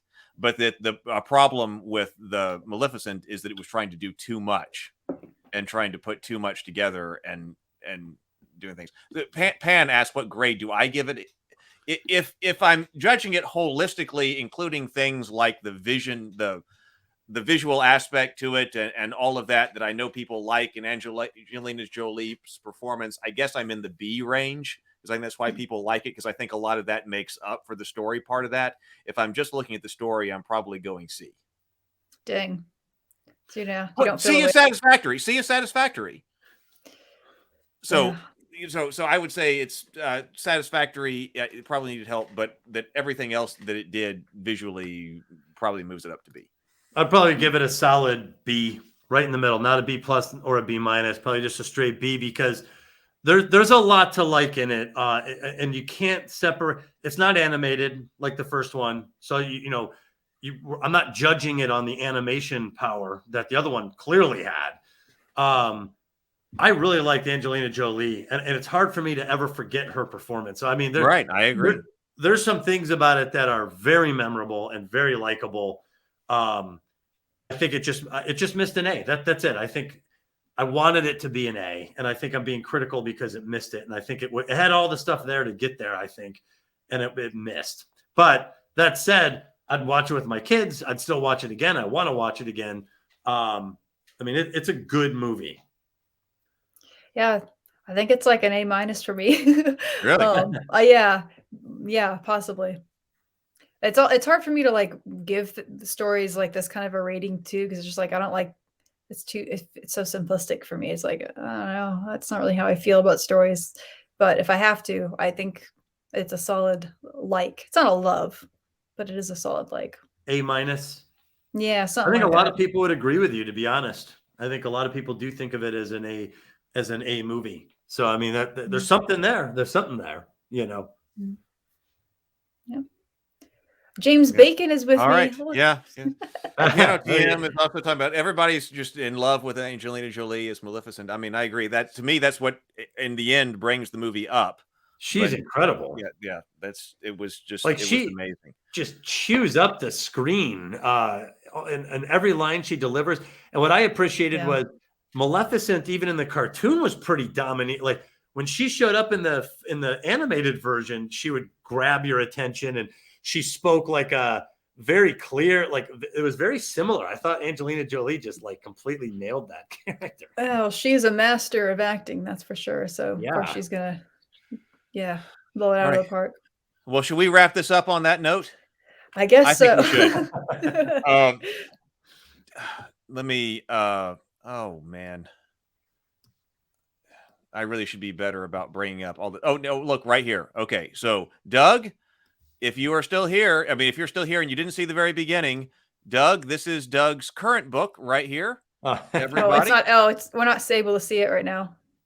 No, right here. Yeah, I'm bringing it up. I'm bringing it up. Oh, sorry. Okay, sorry. Faraway Bird, right? This is the book that you wrote that inspired the theory of the the heroine's labyrinth. Yes, right? Absolutely. And then also check out Faraway Bird, and then also your website is DouglasABurton.com. All right, and then Brianna. Oh, I've got a great idea for what to say right here. Okay. If you, by any chance, are dissatisfied by the theory of revenge in Maleficent, well, then read my book, City of Reckoning, which commits to that. Yay. All right. Awesome. And then everybody, I don't know where I guess I took down the link here. Maybe it's over here. Oh, here it is. Yes. So coming soon, maybe as early as next week. Good Night Sword, a medieval fantasy bedtime story. We bring that out on Kickstarter. That is my book that Brianna laid out. So, all right, everybody, have a wonderful evening, and I will see everybody tomorrow for the morning grind. Awesome. Later, everybody. Good night, guys. Bye.